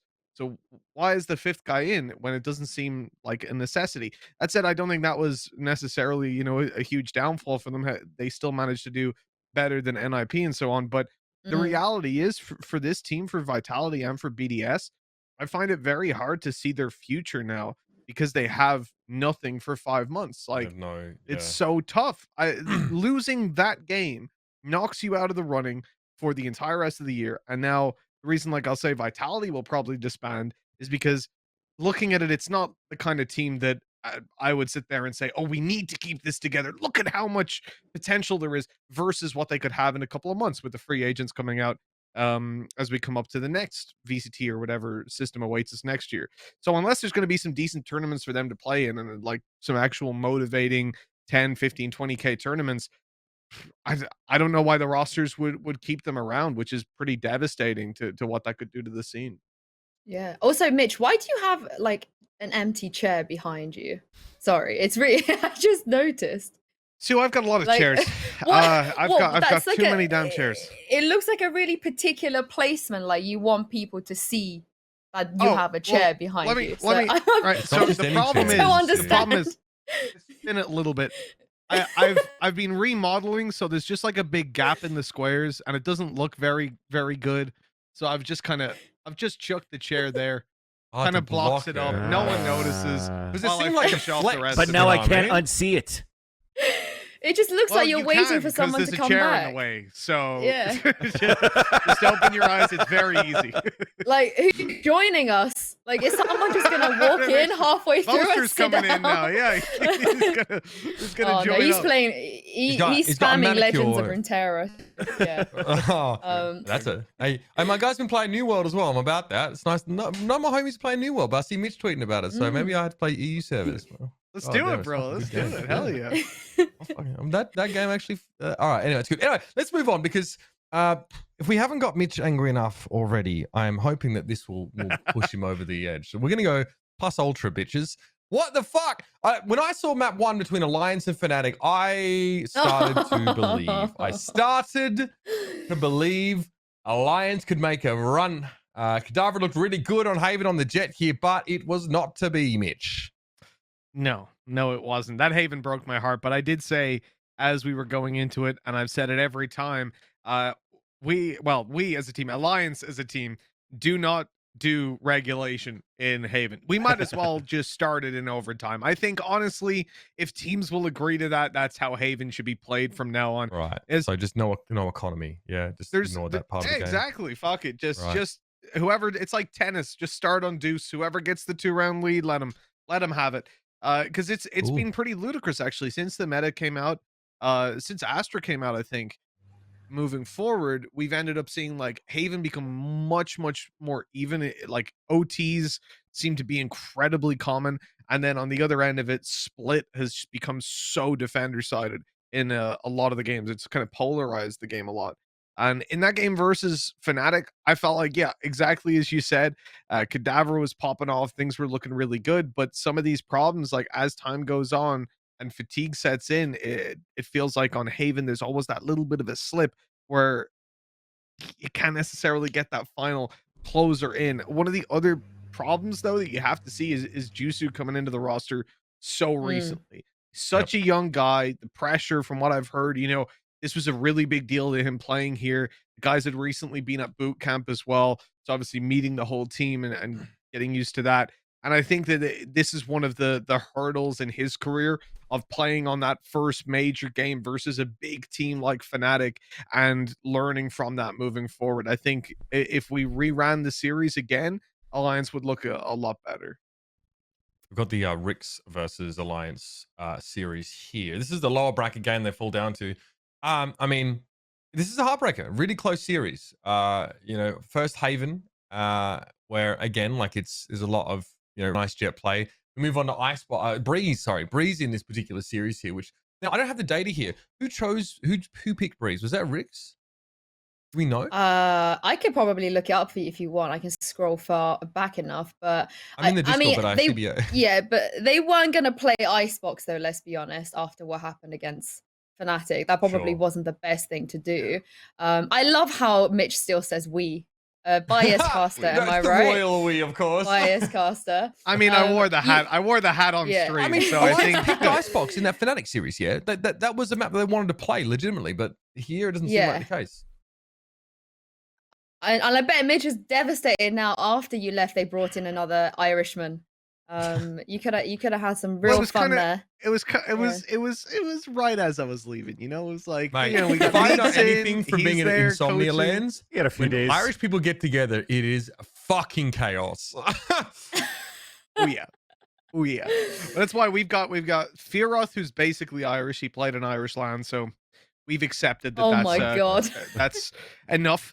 Then we've got Jusu, Neeks as a coach. I mean, basically half the team is Irish, so I don't know. I'm trying to get the flag changed on VLR, but apparently there's pushback from the players or something. But we'll get there eventually. But yeah, I think like versus Ricks, I would imagine that Breeze was Alliance's choice. I remember our days when I was last on the roster. Haven was, hey, I fucking hated Haven. I really did. And it was a combination of both having to cast them, having to watch them play in like 17, 15 was what that map ended in all the time. There was no such thing as a 13, 11. It was just constant stress on my heart. So I hated that map. It started to fade out of the pool a little bit as well, but because obviously we go to 6 maps now, it becomes another reshuffle and a new meta and all that. You're going to be constantly reassessing what maps you want to play. But having such a close series versus Rakes, I think that really shows for Alliance that they need to go back to the drawing board on something. Like when you look at this roster, when you look at some of the performances that are being put out, and Jusu definitely recovering coming into the second series that they played, they should be beating a team like Ricks, and they didn't. So I expect there's going to be some stuff going on in the future, whether that's going to be a complete shift up in terms of how the compositions are played, how the roles are assigned, or whether it's going to be roster wise. I'm not too sure. But again, another team that's going to be affected by another 5 months or so of no tournaments for them, because they are, with that loss against Ricks, officially out of the running, right, for last chance qualifier for champions and obviously for Berlin as well. I mean, they only got 10 points from Masters 1, which it does also bring in like the problematic side of the points distribution, because it's so heavily it didn't favor any of the Masters 1's teams in Europe. But it also favored the Masters 1's teams in Turkey and CIS, so much so that we have a really weird situation going on EMEA right now in terms of points. We said like that before, you could, Iceland as well. Yeah, you could be a team that makes stage 1, stage 2, and stage 3 playoffs, and you would not be going to Worlds. Like that's how crazy that is right now. Whereas if you are a team that just makes stage 3 and go to Berlin, or just make stage 3 and finish like 5th in EMEA, you have a better chance than some of the teams that literally made it to the last stages every single time. So, I mean, it's going to happen when you combine 3 regions into one. I hope it changes next year, because I think a lot of players and us as well, for even on the desk, sometimes it could be a bit of a headache to try and navigate like what the stakes are. Because sometimes I just don't know, like whether if a team losing out here means that their champions run will end or not. But Alliance, they got 10 points. They were in Masters 1, right, Mitch? Like they were actually at Masters. Yes. Yes. So, but yeah, exactly. Only got 10 points. So I don't know. They did bomb out. To be fair, I think they didn't win a game in Masters. They went straight out. But yeah, still qualifying the Masters, making top 8 meant you got 10 points. And then when you look at some of the guys, like obviously Footballist, they won that, right? The first one. So they got their 100 Oxygen of 45 compounded up from their Challengers 2 final. So there's been like those 2 teams, Footballist and Oxygen, are still positioned tied 6th within EMEA. And I think it's arguable that a lot of the European teams have achieved more, but that's going to be the problem when it comes to integrating, exactly as you said, Sue, integrating the regions, but also in giving EU, like, I don't think it's proportional to, if you take the top 30, let's say top 20 teams in EU, they're not going to match, they're going to be better than the top 20 in Turkey, maybe the top 10. Let's say the top 5 teams in Turkey could kind of be ported over and extended into the top 30. And then for CIS, let's say the same thing. Well, that's not represented in the distribution of slots. So EU teams are going to have a constant brawl to get to the point where they can obtain points. And if we have 8 teams that are capable of being at the top, and it's a brawl for that top spot, they're all going to get left behind and overtaken by all the Turkish teams who are just number 1 in their region, hands down. And even if they're kind of top 5 in EU, it's not going to be represented because of that brawl. They're in a separate ecosystem and able to sort of fast track their way through, which is a pretty strange system. But at the same time, how do you balance it? How do you make everybody happy in this situation? Because you're taking these teams have not played internationally, certainly not in enough quantity to judge which region is the best, to judge how many slots each region should be afforded. So if you take them away from Turkey, obviously the Turkish fans are going to say that they deserve the slots. And you can't prove them wrong. Take the slots away from EU. EU is going to say the same. You can't prove them wrong. They can't prove themselves right, but it just means you're going to have a lot of pissed off people at the end of the day. I think this Masters is going to be a really big testament to how we maneuver things going forward. Because if that the 4 teams that end up going to Berlin are all European, no CIS and no Turkey, for the second time in a row, like a conversation needs to be had, I feel like, because I'm quite happy to literally give CIS a spot and Turkey a spot at Champions or Masters. I'm completely happy with that for them to individually get one. But at no point, I think, should anybody try and take those spots away from Europe. That's my only issue. Yes. And I think the current system doesn't reward consistency. Like FPX, for example, they can consistently be at like Masters 1 to quite a far stage of stage 2. Even if they don't make Berlin here, but they finish 5th at EMEA, that consistency throughout the year, they're going to get punished for that. They're better off doing fuck all Masters 1, doing fuck all Masters 2, at the right time. and go to Berlin. And that's it. Yep. That's like the only thing they need to do. Or in Fnatic's case, doing stage 1, going to Iceland stage 2, doing fuck all stage 3, and they could still have a chance to go to Champions. Like it feels weird that that's the system right now. Yeah. But I think it's very much based around the system that you would have in a franchise league where rosters are locked for the majority of the year, and you're not going to see massive changes in the ecosystem, and you're not going to see new teams trying to breach through. Like the format itself, I don't think is problematic, but the ecosystem that it's being used in is in that it's not set up to properly benefit the teams that stick together over a long period of time. Especially because of how the metas shift as time goes on. But the other strange thing, and I think this is very much where I'm coming from when I say you're not going to please everyone. There's no way to prove things, but looking at how Brazil did, for example, over in Masters, and just generally as a litmus test of the region, from watching their VODs from, I watch VODs too, by the way. That's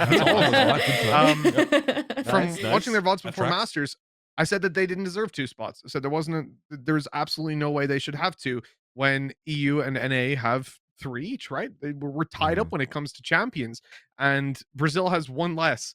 But do we really think that the second best team in Brazil can compete with EMEA? So let's pretend 1 CIS, 1 EU, and 1 Turkish team. Can the second best Brazilian team beat the second best EU? Fuck it, I don't think they can beat the 10th best EU. So then you move to this point where you're like, well, why the fuck do they have 2 slots? And the same thing could be said for SEA. I don't think this is a second best SEA team out there that can compete with top 15 EU. I don't think they can compete with top 5 Turkey, top 5 CIS, top 10, top 20 in NA.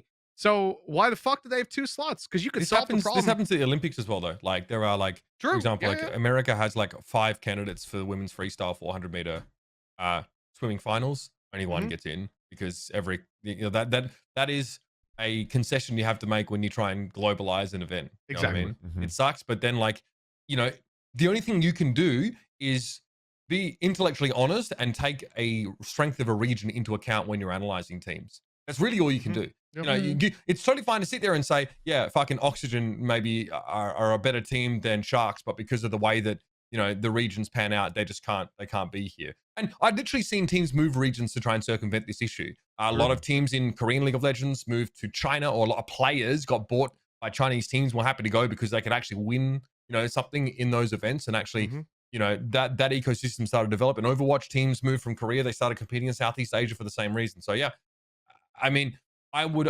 argue that you would just want to expand the field in general. The answer is always just expanding the scope of the tournament to get a wider cross section of teams globally, but that introduces its whole host of logistical problems, especially in this current political and geographical climate. So hard to do, but I feel that even NA should have 4, and then EU should only have 3. Oh, come off it!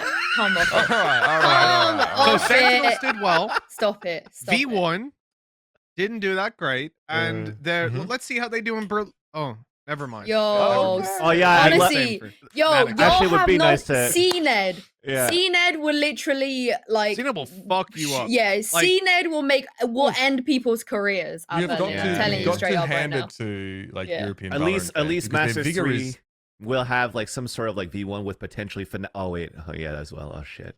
Yeah, go fuck yourself. Let's talk a bit more about Europe for now. Mitch, Oh, you wanted to God. highlight this series, and this was a fun one. For someone who was, pretty involved in Counter-Strike for a while, I didn't see a lot of UK presence. London Woo. Conspiracy was about it. Rattlesnake and like some mixed team. That was about as good Yeah. as it got. Henry G trying to put something together. Rattlesnake. Ah, Uber, you Holy. boomer. You Yeah, Rattlesnake's boomer, an old name Uber. for sure. Oh Hey, my I'm god. 29. Yeah, I've been about. I reckon I'm the second youngest. I reckon I'm the second youngest person on this show. Maybe the third. Just putting it out there. Well, Mitch Your is the boy- youngest. No, Mitch is you- the I'm the Your young. boy I have just no got- idea who the fuck you were just talking about. Snake fight or whatever. Ain't It's got not a even my fucking clue. age. It's just that while you guys were off like doing uni and like having normal lives, I was studying the blade and working esports tournaments. So that ain't my problem. Let's talk about Liquid versus Tenstar, because we have Oh god. 7 UK players in this series. And Mitch, I know you wanted to highlight it yourself. Yeah, dude, Tenstar were really good. We saw these guys in the open qualifier. I think Lothar was saying the same thing after he saw them as well. That this was a really solid team. They just myself and Tom covered them in a game that they were going to win anyways in open quals. It wasn't like incredibly, they weren't playing a Fnatic, but they just felt like they were playing good Valorant. I enjoyed watching them, which isn't necessarily always the case in the open qualifier games. And in the match versus Liquid, again, like these guys got.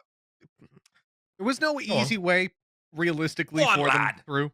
You have to beat the best teams, but they did a pretty damn good job against Liquid. This series was incredibly close, and considering the fact that this is a team that I guarantee the vast majority of the EU audience had never heard of before. They couldn't name one player on that roster. They probably couldn't name the roster.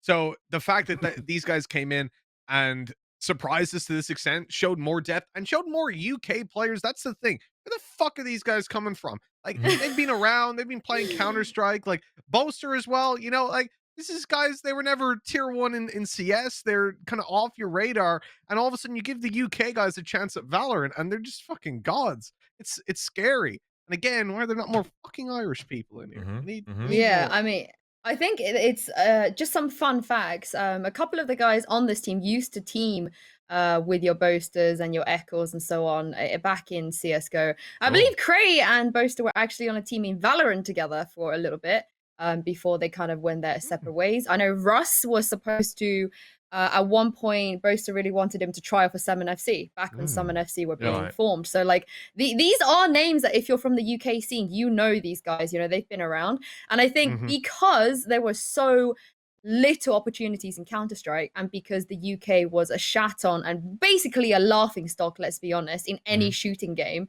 after like the old guards, the boomers that Uber knows that kind of like whittled out a little bit. The kind of new gen in Counter-Strike CSGO specifically were kind of seen as, losers, tier 3, not good enough, maybe 1 or 2. Def kind of made it out, Smooya made it out. But everyone else was left behind, and they were kind of left there to rot. So I think at least the players I know that moved to Valorant were super hungry. They were like, okay, I'm sick and tired of being like left behind. I'm sick and tired of doing a game where there's not like leading anywhere. I'm not getting picked up. I'm just grinding for no reason. So I think that definitely encouraged them and pushed them and motivated them. As you can see, that's why we have the Liquid Boys, Fnatic, Rix, Tenstar. I think that's more UK players in one title that's made it to a tournament of this grandeur than any other esports, maybe outside of fighting games that I know of from the UK, hands down. And I was speaking to some of the Tenstar guys afterwards, and they said, we used to play with Boaster and Cryptics and Echoes, and the fact that we're seeing them succeed is kind of making us feel like, well, if they can, we can do it too. Like we should give it a proper go. And I'm really proud for once. I don't think I've ever been proud of a UK esport like as much as I am now. And it's great to see some of those guys kind of like turn a new leaf and try and make it in Valorant. And I don't think that this is going to be a short-term thing. I think we're going to see even more UK players as time goes. For example, Juicy, who really CSGO player or anything. I know he's Irish, but you can't. yeah, but he's kind of moved over. He started in, but we count. Come on, Sorry. Mitch. I didn't vote Almost got Brexit. sick. Allow me, yeah, allow me. But we're seeing some young players come through that didn't really wasn't even part of the Counter-Strike scene, which is really nice to see. But I just want them to get to the next level. You know, it's nice to see Liquid and Fnatic go to Iceland, but I want these Ricks boys and Tenstar and see them go to Berlin or maybe even Champions next year. Yeah. How many fucking teams do you want us to be sending at this point? We've got Fnatic, All the Liquid, UK teams, Tenstar, bro. Ricks. So we need 4 UK teams. Is there any room for? At You least. just saying fuck you to Europe. You did vote for Brexit, Yeah. didn't you? You did. Nah, Mitch. Brexit means Brexit, to be fair. But I mean, we've never been good at anything else. It's not like I can go out and cheer for that amazing, well-known UK League of Legends player. I guess we got Alfari, but that's about it. Or Overwatch. Do the UK even play Overwatch? Do we have Overwatch players? I mean, your most notable Do they Overwatch exist? imports are 2 degenerate commentators. So Or any other titles, yeah, there was it's the first one, really. Counter-Strike 1.6 has Kings. a crowning moment where they shit on the US at the World 4 Cup Kings. once in an Overwatch game. And The World Cup. They fucked the US up one year Nice. at the World Cup. But I mean, look, there's a good density of talent there. In Call of Duty, you have some decent Call of Duty players coming out of the UK. But yeah, I mean, look, in general, I think that given the strength of looking at population size per capita, given the strength of Scandinavia in so many esports and sort of the proportion of those populations to the UK, yeah, I think that UK players were auspiciously absent from a lot of top flight esports. And speculate that it could also be because I think this might be more of a console country to some degrees. I think in terms of just how many households sort of own one, and they definitely were represented in Call of Duty, for example. But yeah, this is a big deal. I think it's worth talking about because you've always been a part of Europe, Brexit or not, and haven't been able to really send too many sort of teams into these tournaments. So yeah, it's a big deal. And I think that it hopefully will spur more competition even at a local level. I'm sorry, the best European LANs were iSeries LANs. I went to 3 of them. Some of my favorite experiences. I think I've ever been to better LANs. And people turn up, even more than your dream hacks and stuff like that. And there's mixed teams, and there's tons of people playing in TF2 and Counter-Strike, and it's a sick vibe. And the people definitely rocked up to the NEC for that stuff. So it's nice to now see maybe a few years down the track, the result of this competition at the grassroots level. And guys like Jake, for example, is a good example. We'll continue to speak, I think, to the UK storyline here, but this is tough. I mean, only 2 teams qualified through this tournament, right? Only 2. So tough. Yeah, and I guess we're probably getting to the point now we need to start talking about Fnatic. At least this Giants Gaming matchup, right? Because Giants Gaming are definitely the upset storyline here. And I'm sat here watching a bit of this series, and I'm like, they're getting pooed on in map 1. I'm thinking, okay, this Giants team, their run is over. It's not happening, right? Icebox doesn't go well for them, and then this turns into an almighty tussle. My God, Icebox not competitive, but Fnatic go off the boil on Bind. It seems as if they're not really able to exercise the same brand of dominance as they did in map 1. I think this was a mental, as in your mental, not mental as in crazy. I think this was a mental boom. I think this whole tournament was a bit of a mental boom for them. Okay. I think individuals really, really stepped up, but I just feel like they haven't had that click. Really, with the exception of that Tenstar series, which felt really easy for them. But for the rest of this tournament, I think something was just lacking. I mean, from my perspective, it looked like a confidence issue and some kind of a doubt, because you compare them to stage 2, they were winning shit when they weren't supposed to winning stuff. Yep. They won a lot of rounds in stage 2 with when Dirk and Magnum first came in, where they kind of just they cheesed it, and they had a lot of confidence, and they were just bulldozing through teams, even at Iceland as well. And I think whether that's the pressure now getting to a lot of them, because let's remember, prior to Doma turning 18, which was a week ago, their whole team is under the age of 20, with the exception of Boaster. Yeah. And Iceland was their first LAN ever for most of them. I think all of them, with the exception of Durka and Boaster, that this have never even been on a stage. So I think the pressure pop definitely got to them here. I think the storyline kind of flipped from stage 2, where, oh, Fnatic are not going to make it, this is just like an underdog run, to, well, if Fnatic don't make it this time, then something's gone wrong. Like, they have to make it. And they don't have any experience dealing with that storyline or pressure, because you look at Summon FC, underdogs. First iteration of Fnatic, even when they got picked up, they were still underdogs. Stage 2, they were still underdogs. And all of a sudden in stage 3, every single person and their grandmas is like slapping money onto Fnatic, being like, they're definitely going to make it. They're definitely going to make it. They're definitely going to make it. And I think you could see from the G2 series from Challengers 1, where G2 just kind of had more confidence than them and just ran through them, and Fnatic kind of sat back and took it a little bit. And I definitely think this is what we saw, and I think Giants are the opposite of Fnatic right now. They're like so confident they're going to win everything, even when they don't, even when they're not in advantageous positions. They're like, we're just going to back ourselves and we're just going to do us and hope for the best. So I think it was a little bit unfortunate for them. And I do think the fact that straight after Iceland, they didn't really get much of a break at all.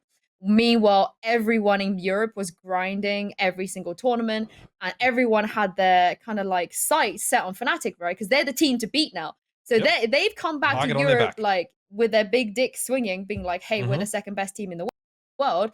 And everyone in Europe, I bet you, even if they don't want to admit it, the back of their mind, they're like, I hope to God we run into Fnatic and we crush them, because that's a big statement. And I just don't think they realized this. I think they're young boys. They were just kind of, they thought they had a job to do and they didn't really manage to do it. But Ascent, for example, I think it could have gone either way. There was 3 rounds, I believe, or 4 rounds against Guild in Challengers 1. They were 4 rounds away from just qualifying through week 1. Like, that would have been done, and they could have just moved on. They decided not to do that. They like the hard way. G2 didn't happen for them. This time around, the same story. They could have just beaten Giants and gone through. I think them beating BDS was like, I did not expect that. Honestly, I was on hosting that day and I had mentally prepared myself like, okay, this is what I'm going to say if they lose, because I just felt like they were going to lose that day. And then in the end, when they got all the way past all the other teams, and it was Team Liquid, the team that they've beaten so many times before as well, I just don't think it was meant to be. And I think a lot of people that were watching oh man, this Ascend game. Were you casting this, Mitch? Was it you and Tom that day? Yes. This was crazy, wasn't it? Yeah, it felt like it was just a never-ending roller coaster, really, like OTs after OTs. It was map 3, and I even had this sort of numb feeling of like, Fnatic aren't going to lose. Like, even when it was like Vodafone Giants would take the advantage in OT, I'm like, come on. Fnatic, like, I'll hype it up like they are, but they're not going to lose. And when they did, it was like a genuine shock to the system. But I completely agree with what you said, Sue. And something that I've experienced as well, when Alliance were the first team to qualify for the first EU Masters, that actually fucked us up a lot mentally. I remember talking to some of the players and they were saying like, hey, now that we're going in here, like when we were in the open qualifiers, it didn't matter if we didn't make it. That was actually a thing because we'd only just built the roster. Obviously, we were even saying like, it's okay if we don't have the roster ready in time for Masters 1. So there was no pressure at all. Everyone was relaxed, just gaming, having fun.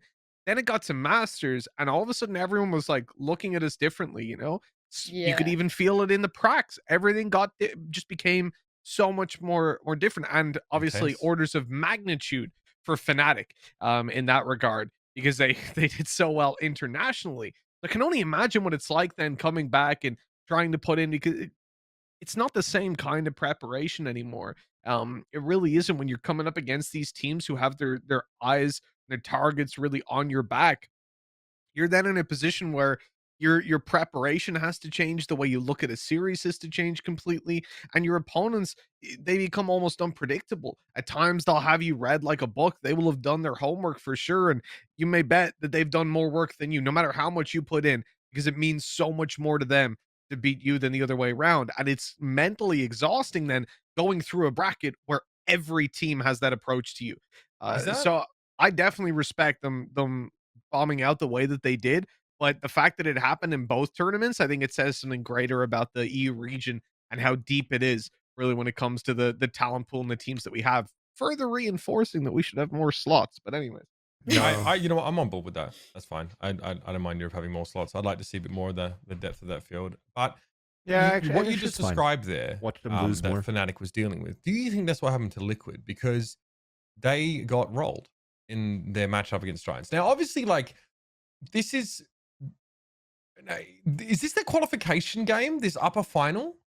It's a little bit different to NA no. in terms of like when you Yeah. qualify here, but this is like Team Liquid didn't. They never looked like they really got started. Oh, it is the qualifying. Oh game, no, isn't it was my bad Yeah. because Okay. because it's 4 slots in challengers 1. Yeah, no, Yeah. 2 slots. So yeah, this was yeah. Okay. But Giants look like it's meant to, like, all right, or to use your turn of phrase, so it looks like it's meant to be here for the Giants. Liquid never get off the starting block. They lose the pistol rounds to start both maps, and they just go on a they just get run over a little bit here. Does this say more about Liquid or Giants, really? Because this is pretty underwhelming from a team like Team Liquid, who you really expect to be now with Fnatic falling by the wayside, like the team to maybe handle Giants finally. I think the context matters too, because this was also the very last time we saw Liquid use KO. So they were trying to shoehorn Scream KO into their comp this whole time. It worked a little bit here and there. It was definitely shaky. And I think we had a lot of questions as to, does this really actually work? And Scream even said in the interview on broadcast, like, I'm not 100% sure if this is the right fit for me. Now, I've interviewed Scream a lot of times. Every time I ask him about an agent, he freaking loves Phoenix. He loves Reyna. He even loves Sage. He really enjoyed playing Sage. But I ask him about KO, and he's like, well, I got to play it for the team. Like, I've never heard him kind of respond with that. And usually he's like, yeah, I'm learning Phoenix mollies. I'm loving life. Like, I got, I can do that. I have basically the ulti gives me a second life. La-di-da-di-da, very Scream-esque things. And I think the KO was a vision that they had as a team. And they all have said this at one point or another, that in scrims, they were absolutely steamrolling teams. And the KO was like super, super strong. It didn't really work out in the first couple of stages. I think at this point, it felt like they maybe subconsciously given up on it a little bit. And they were just like, things just aren't working. There's something wrong. Because we saw them come off the KO and then they beat Fnatic. I don't think it was a coincidence that Scream not playing the KO made the team actually better. I mean, I personally, I'm a little bit on the fence with KO. I haven't really seen a KO that's made me feel like the way Astra did or Killjoy. Like, remember when Killjoy first came out, everybody was losing their minds. Like, this is a must-have agent. This is crazy good. Same as Astra. I think Mitch might agree with me, but it did feel like if it was anybody that was going to be good, it was going to be Scream. But I don't know. I wasn't a fan of his KO personally. Definitely. I mean, for myself and Ryan, at least, I know 100%. We even had him in mind straight away when we saw KO. When we looked at how he plays, we were thinking, oh, yeah, I can see Scream picking this up and playing it. And then when we saw him pick it up, you're like, okay, cool. That's not quite fitting in the way that we expected. But I think we had the conversation. What I expected. Yeah, we had the conversation earlier that he's in super early.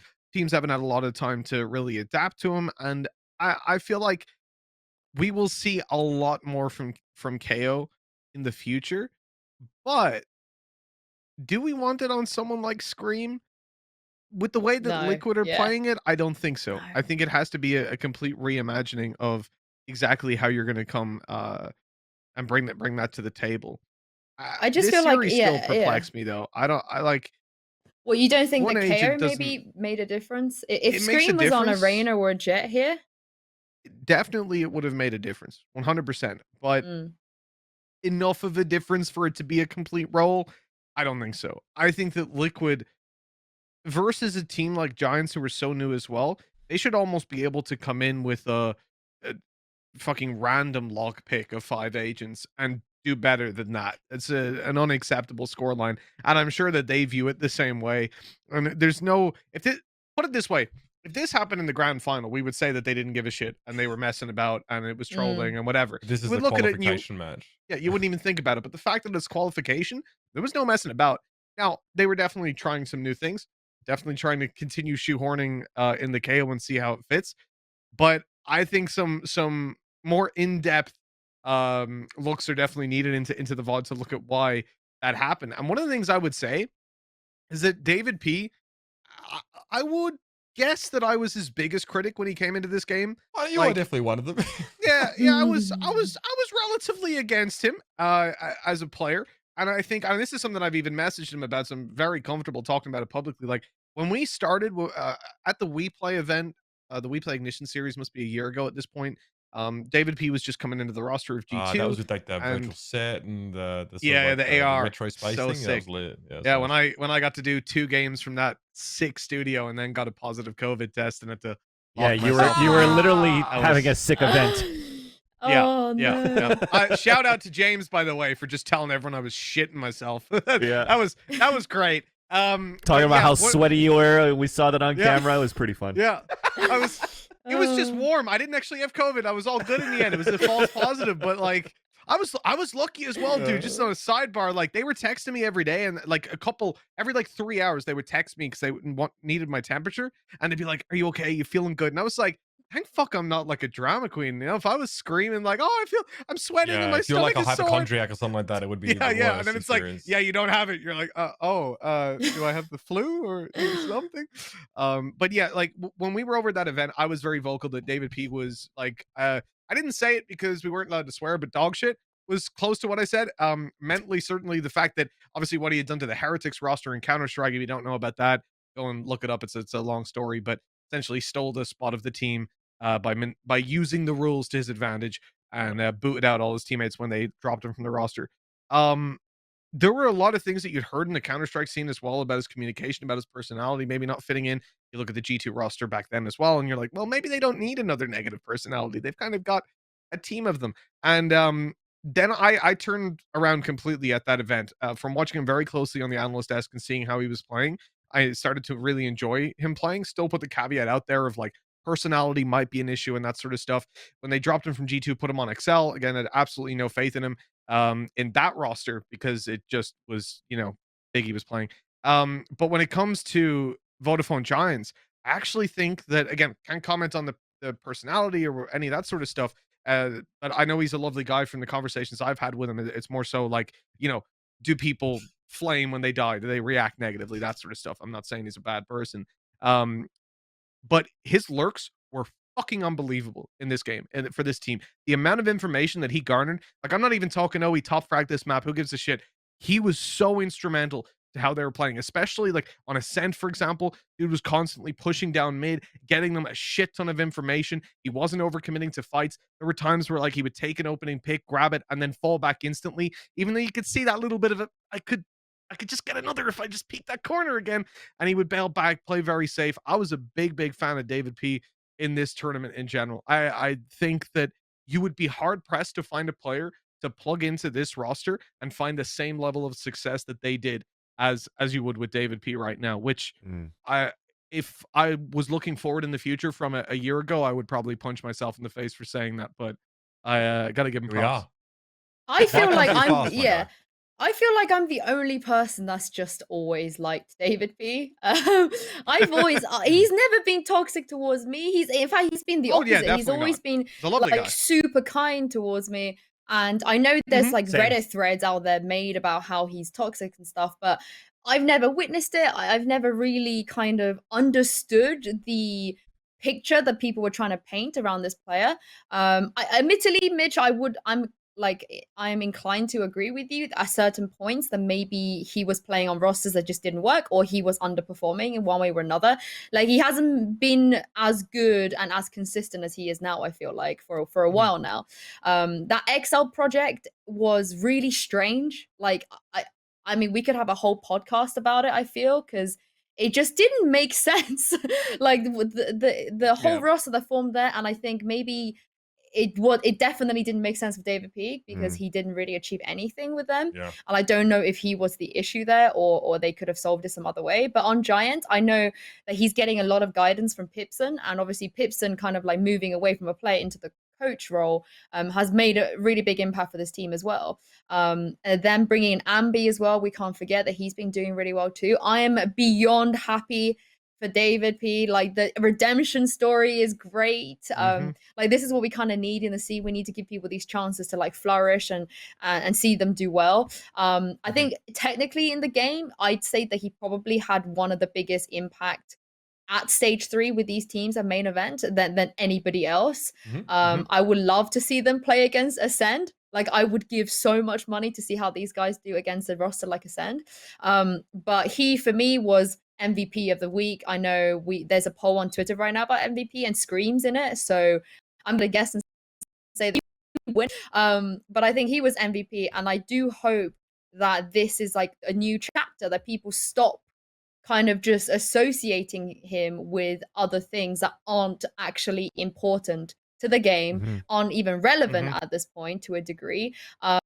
I think some other players, they deserve to have certain things held against them, because if they're like Mitch, you know exactly what I'm referring to. But like, if you are a cheat and you are being banned, or if you are actually literally, there was a player tweeting, slight sidebar, but I do not want to see this player compete in VCT, and I will be very angry if he keeps competing.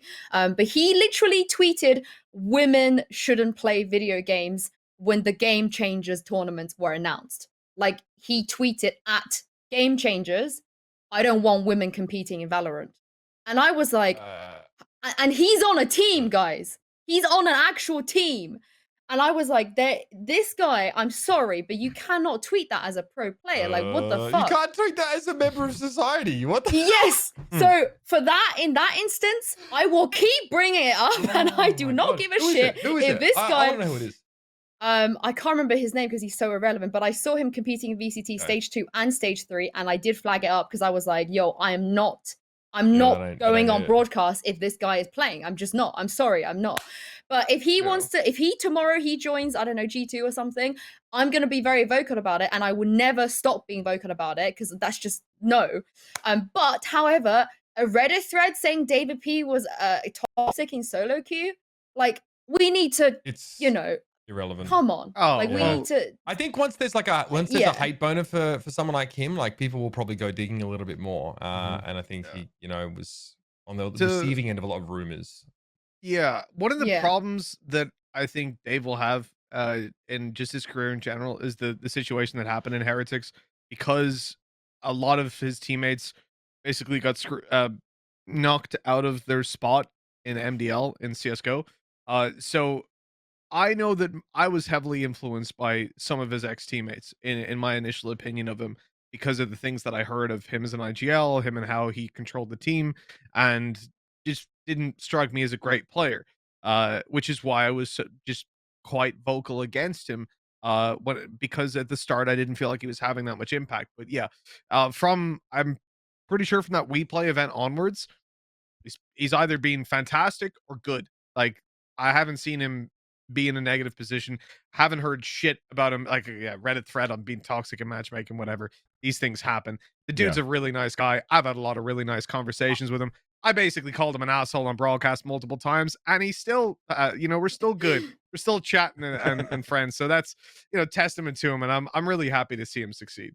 I always enjoyed him on social media. His streams are actually pretty cool too. When I watch him on Twitch, and like I said, I feel like whatever happened in the past, whatever happened, I don't even know, right? Because I don't want to be like an instigator or riding along whatever. It's not a big deal. Like, he said kind of thing. Yeah, but in the end, it's just like, the only thing that came of it was that people questioned like whether he was a toxic player, and then a lot of rumors started from some of his ex-teammates as well, saying that he was a toxic player, and it sort of spirals out into, you don't know, because those kind of things, like, you point at any player, babybay, is he toxic? You don't fucking know. Like, you haven't played with him. Yeah, so it's never going to be something that's resolved easily. But the one thing I will say is that unless there's like concrete evidence, someone being consistently dropped from rosters, and players constantly talking about it, and clear, you know, you can clearly see they're a dickhead, I wouldn't believe that shit all too easily, because you know, everyone has a bad day, everyone has a matchmaking teammate that winds them up that little bit, and maybe blows up on them. But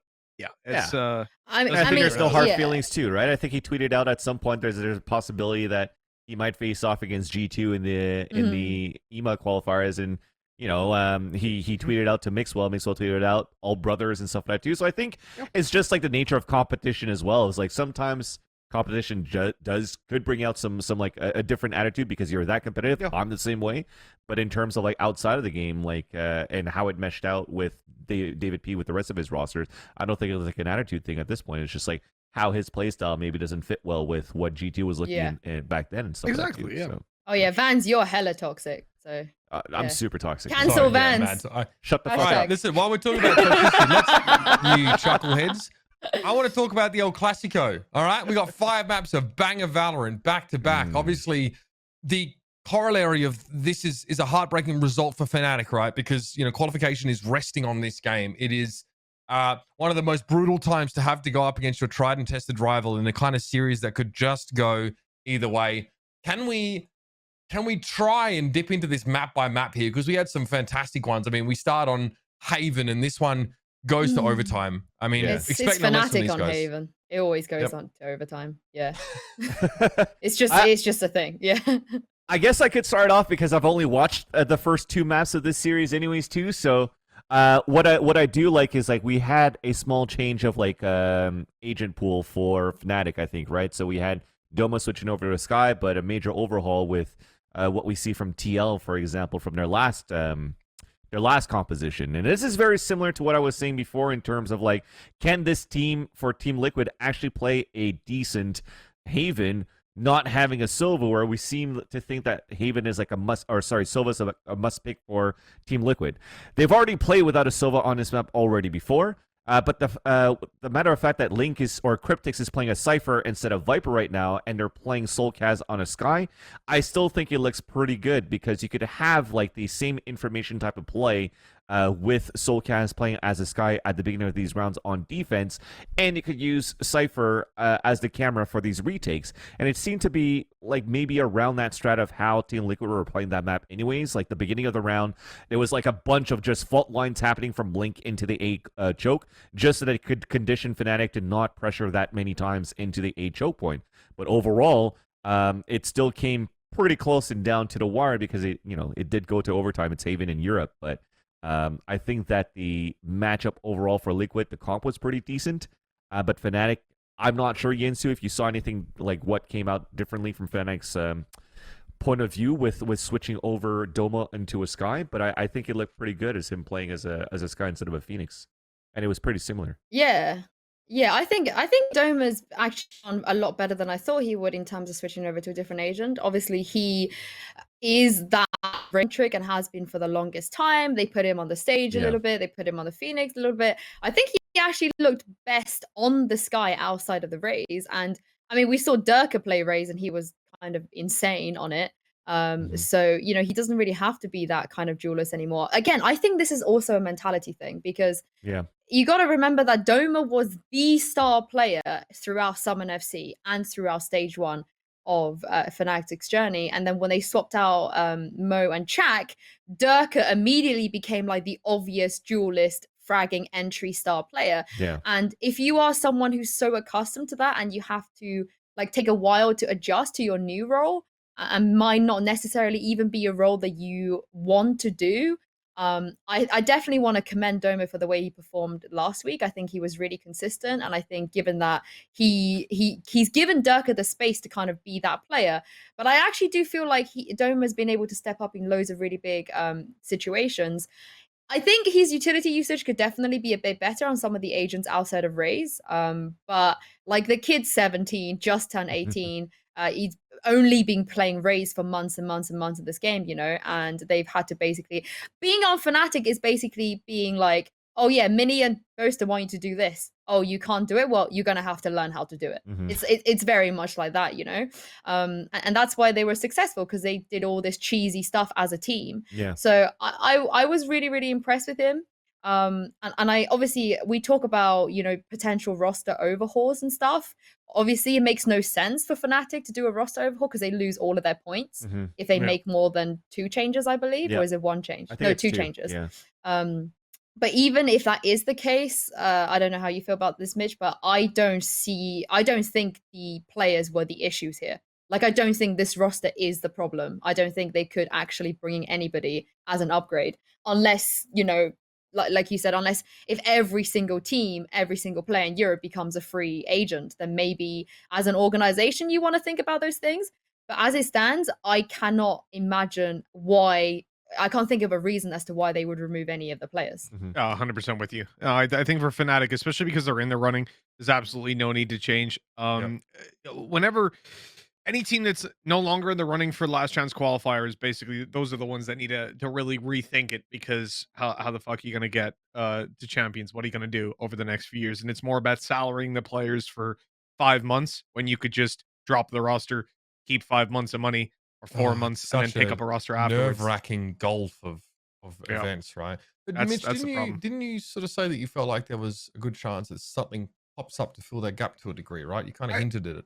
I think purely because of the fact that Game Changers is coming to EU. I know this was something that was planned for a long time, but if the female scene is going to get support in EU, the tier 1 scene is going to get support in EU of main events, well, then there has to be something there for tier 2 grassroots, whether that's going to be more relaxed licensing fees for tournaments over the period where, these teams won't be competing in Riot tournaments anyways, whether it's another Riot series, what they could do. But I'm sure there's plenty of possibilities that they're considering. But back to the Liquid Fnatic thing, can I just say how impressive it is that Durka is simultaneously one of the most talented players that we have in the world of Valorant right now. And also, despite top fragging that entire best of 5, coming out with 98 kills, he played 4 different agents, like significantly different in that it's Jett, Sova, Raze, and Sage. Like, he is playing a lot of different fucking roles there, and still doing it to the extent that Scream, focusing solely on Jett, is putting up less numbers. That is absolutely fucking insane. That's incredible. This guy, he's something else. He's one for the future for sure. I love Durka, man. I love this guy so much. Like, if you guys ever interact with him, he's just the nicest. He is. Like, he's so, I don't want to put Durka on blast, but he's so, his work ethic is so good, and his life revolves around this game so much that he dead ass does not know who Kendall Jenner is. Like, he does not know who that is. And he comes up with these comments every now and then where I'm like, Durka, how do you not know what this is? Oh, wait, you've just spent all your life like playing on the server and actually trying to get good at this game. Fair enough. Like, that makes complete sense. And the fact that, he was kind of like grinding in the CIS scene. He's 19, I think, going on 20 at some point in February 6th. He's going to be really proud of me that I remembered his birthday. But it's just the fact that they kind of like plucked this guy out of nowhere, and you kind of, we talk about those stories of like finding hidden gems, like a star or a prodigy or someone like that, but they've actually found one. Like, I don't want to exaggerate, but he's 19. He has the potential to be one of the best players in the world. If he could just stay consistent, because he can AWP. When he's AWPing, he's unreal. He can rifle. He's a lunatic, as Mitch, you would know. Like, this guy he does not have fears. Yeah, he just dashes in for no reason and gets like a 3K on every single site. I just think if he keeps this up, and if he can just like you said, be flexible. They brought him in as like a Jett operator. They were looking for someone with good stats, but he turns out to be great on every single agent he touches, and he's so smart. I almost feel like he kind of embodies Fnatic almost. He's like a smart, aggressive player. And I just love the Magnum's face. I just saw it. 100%. 100%. The cans were awesome. The cans were awesome. Oh After this show, Sue is 100% gonna get like that timestamp and send it to Dirk and be like, "Look, I said some really nice things about you. I got you, bro."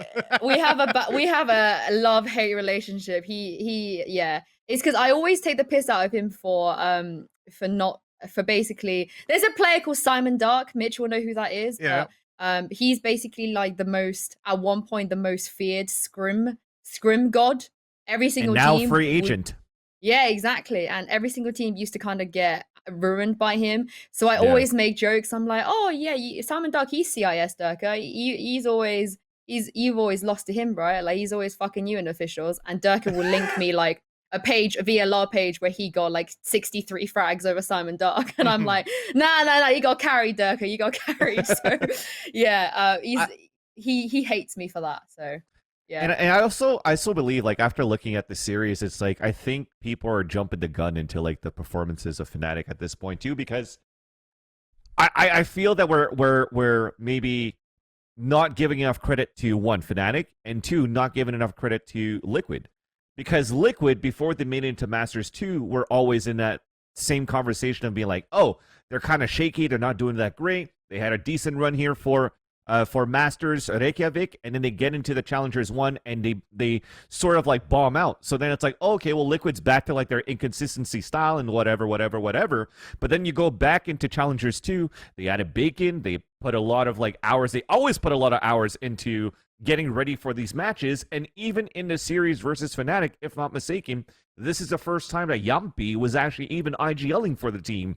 According to what he tweeted out after qualifying. So it shows that they've been working hard for their kinds of things for Liquid too, and to see how all of these matches went really close between them and Fnatic, it's not on Fnatic falling off and not really finding a solution. It's just like both teams were actually over practicing to try to qualify because it was the game and there was a lot of pressure to try to make it into the finals. Like, and also at the same time, I guess you're not giving enough credit to like fucking Giants and David P for them to be able to make it into the upper bracket finals with the run that they did. So I think in EU in the end, you're having the same situation where it's very difficult to know who's like a consistent number one or consistent number two if you're not Sentinels in NA, right? It's so hard to pinpoint who's the best team in EU right now, and which is why we're seeing such volatile results. And I don't think that should be the reason why. Like these, you should already jump to conclusions like you need to make a change for this, because the meta also evolves at the same time too. You have to think about that as well. It's not just on players' performances; it's just the game changes every single fucking 2 weeks to a month. I mean, the people that look at the Liquid Fnatic series and draw the conclusion that either of these teams needs to make roster changes or anything like that are the same guys that see their team losing 4-1 and go, "This fucking game is scripted, bro." Like, haven't got a fucking clue what they're talking about. At the end of the day, this was a damn tight race. Like, hey, if Fnatic lost 3-0 and got 6 rounds across 3 maps, sure, yeah, we can have that conversation. But it came down to the 5th map and the last couple of rounds. Fuck off with that shit. Like, both of these teams are top class, and I think that, you know, again, the narrative for me has always been that, well, not back when G2 were winning everything, but the narrative nowadays is that the top 10 teams are fucking insane. It's volatile. Like, they're some of the best. The top 10 teams in Europe are probably in the top 25 in the world. So for these guys to be beating each other out by the tiniest little point, who gives a shit? That's esports. Wouldn't be fun if the Liquid and Fnatic made it through every time. Trust me, we know that wouldn't be fun. I'm okay with that. Yeah, that I'm might be okay a matter with of opinion, I think. Yeah. Let's have a look at the EMEA Challengers playoffs bracket. This starts on August the 11th. Well, these are the teams that qualify, first of all. So these are the teams that go forward from EMEA. Obviously, FPX, Ascend, G2, Guild, they get through already. And I think it'll be Ascend and G2 with higher seeds that are auto-seeded in the upper quarterfinals. So they're cruising through there. I think the questions are, does Guild, is Guild still going to be such a force to be reckoned with? Because they got to beat Forza and then Gambit, I think, in the upper bracket. That's not an easy run for them. You could probably say the same with Giants. Like, they have to deal with G2, after if they can beat Oxygen. So I think Giants did themselves a solid for losing against Liquid, because I'd much rather to be in that bottom side of the bracket. That bottom, it's so top heavy. It's definitely like, I know obviously people in Turkey are going to think their region is better, and people in CIS might think their region is better.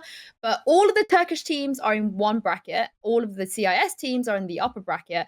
And my God, having to play Na'Vi and then Ascend, that's not an advantage. Like, but Giants, no disrespect to Oxygen. But like, Oxygen got 13-0'd by Liquid. Like, let's not forget that. And I love the boys on Oxygen. Shout out to Zisto, my G. But I'd much rather take my chances against Oxygen than G2 than having to go anywhere near Ascent, like at any point. I think Guild will beat Forza, and I think Guild versus Gambit is going to be a banger. But look, Ascent gonna bomb. FPX in my opinion Chilling. is for once got a pretty kind side. I know think? Fireflux have been doing super well. Yeah, I think Fireflux have been doing super well, and I really like Supermassive. But again, we haven't seen Supermassive play against any teams outside of Turkey, like at all. So that's going to be interesting. But I just think even Ascend, I feel like got a bit screwed. Like they have to play Gambit if they beat Liquid. Like what? Navi, yeah. Like how is this an advantage for the #1 seed in the whole EMEA? I mean, for disclosure, not, when Vans was talking about the best teams in NA and best teams in EMEA, as it stands right now, I do believe that Ascend is the best team.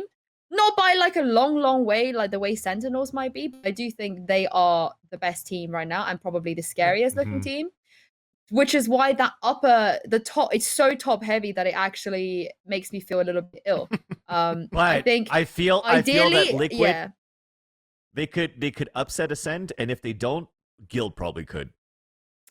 I mean, okay, I could see an upset with any of these teams. I think ideally, I would have swapped Supermassive Blaze and Gambit, and I would have swapped Liquid and Giants, and then I think awesome bracket if you had swapped those two around. Personally. Just because, like, then Gambit are not getting screwed and Ascend are not getting screwed for actually being the two of the best teams. I think Ascend have earned, they've earned enough of an advantage at this point to not to have to face either Liquid, Na'Vi, and Gambit. I do also think that like Turkey are super good, but from hearing what pro players have been saying, it feels like CIS are actually a little bit better in scrim. Yeah. Okay. I mean, yeah, we have time at least to do a little bit of homework on them. This obviously doesn't kick off for another 9 days, I want to say. So you call that having 9? time? Oh my gosh, it is 9. Yeah. You call that having time? Yeah, I mean, relatively speaking, yeah. I'm kind of hyped for it though, to be honest. We're out of time, 100%. We've really delved. I'm really glad we got to delve quite deep actually into just some of the sentiment around a lot of the state of the EU scene. Thanks, Yinsu, for coming on and lending your voice here. It's great to get an idea about how things are panning out over there. Yeah, anytime, man. I mean, I'm happy to make another bet with Vans at some point too. Like, if you want to chat about who's gonna win, because if Ascend's going to Berlin, ayo, Sentinels better watch out. Listen, Yinsu, I may not have a problem at all, but I still have to see those fucking gifted first because you haven't put your part into this bargain yet. I've not seen you stream yet. I've not seen you stream yet. Are you serious? Uber's been telling me I've been streaming like 14 hours a day. All right, let me quickly go check out your stream. Is it twitch.tv? Have you got the Van Silly? Don't worry about it. Don't worry about it. She really tried to pull that on you, man. Right? No, low-key. I'm unique in the world. Have you shit? Hey, yo, give me your schedule. Like give me your IRS. schedule. Oh, I haven't paid my taxes. I just haven't seen you lately, you know? Like, yeah. Yeah, I've been trying, man. But I got some at home. I can get it. I think you probably have like me muted on your fucking Twitter feed. Just be like, oh, Ben's muted. We're on different time zones. When you're streaming, I'm sleeping. And Uber is apparently working on the blade when we're I'm just that. kidding. Yeah. Like I said, I just love the fun bets. I don't want your money. No. I'm a woman of my words. I will. You'll see those, but we can double or nothing at Berlin, Vans, if you want to play it that way. Double or nothing. Let's see once we get there. The stakes. Yeah. Ratchet the stakes up, you know what I mean? Yeah. All right, that's all we got time for today. Thanks, Vans, Mitch, for coming on as well. Again, Yinsu, it's a pleasure. We'll see you guys next week. We're going to really deep dive into previewing what's to come in our Challengers playoffs here. There's a lot of momentum building before Berlin, so stay tuned, get excited. And we'll see you guys next Tuesday, 11 p.m. PT. See you later.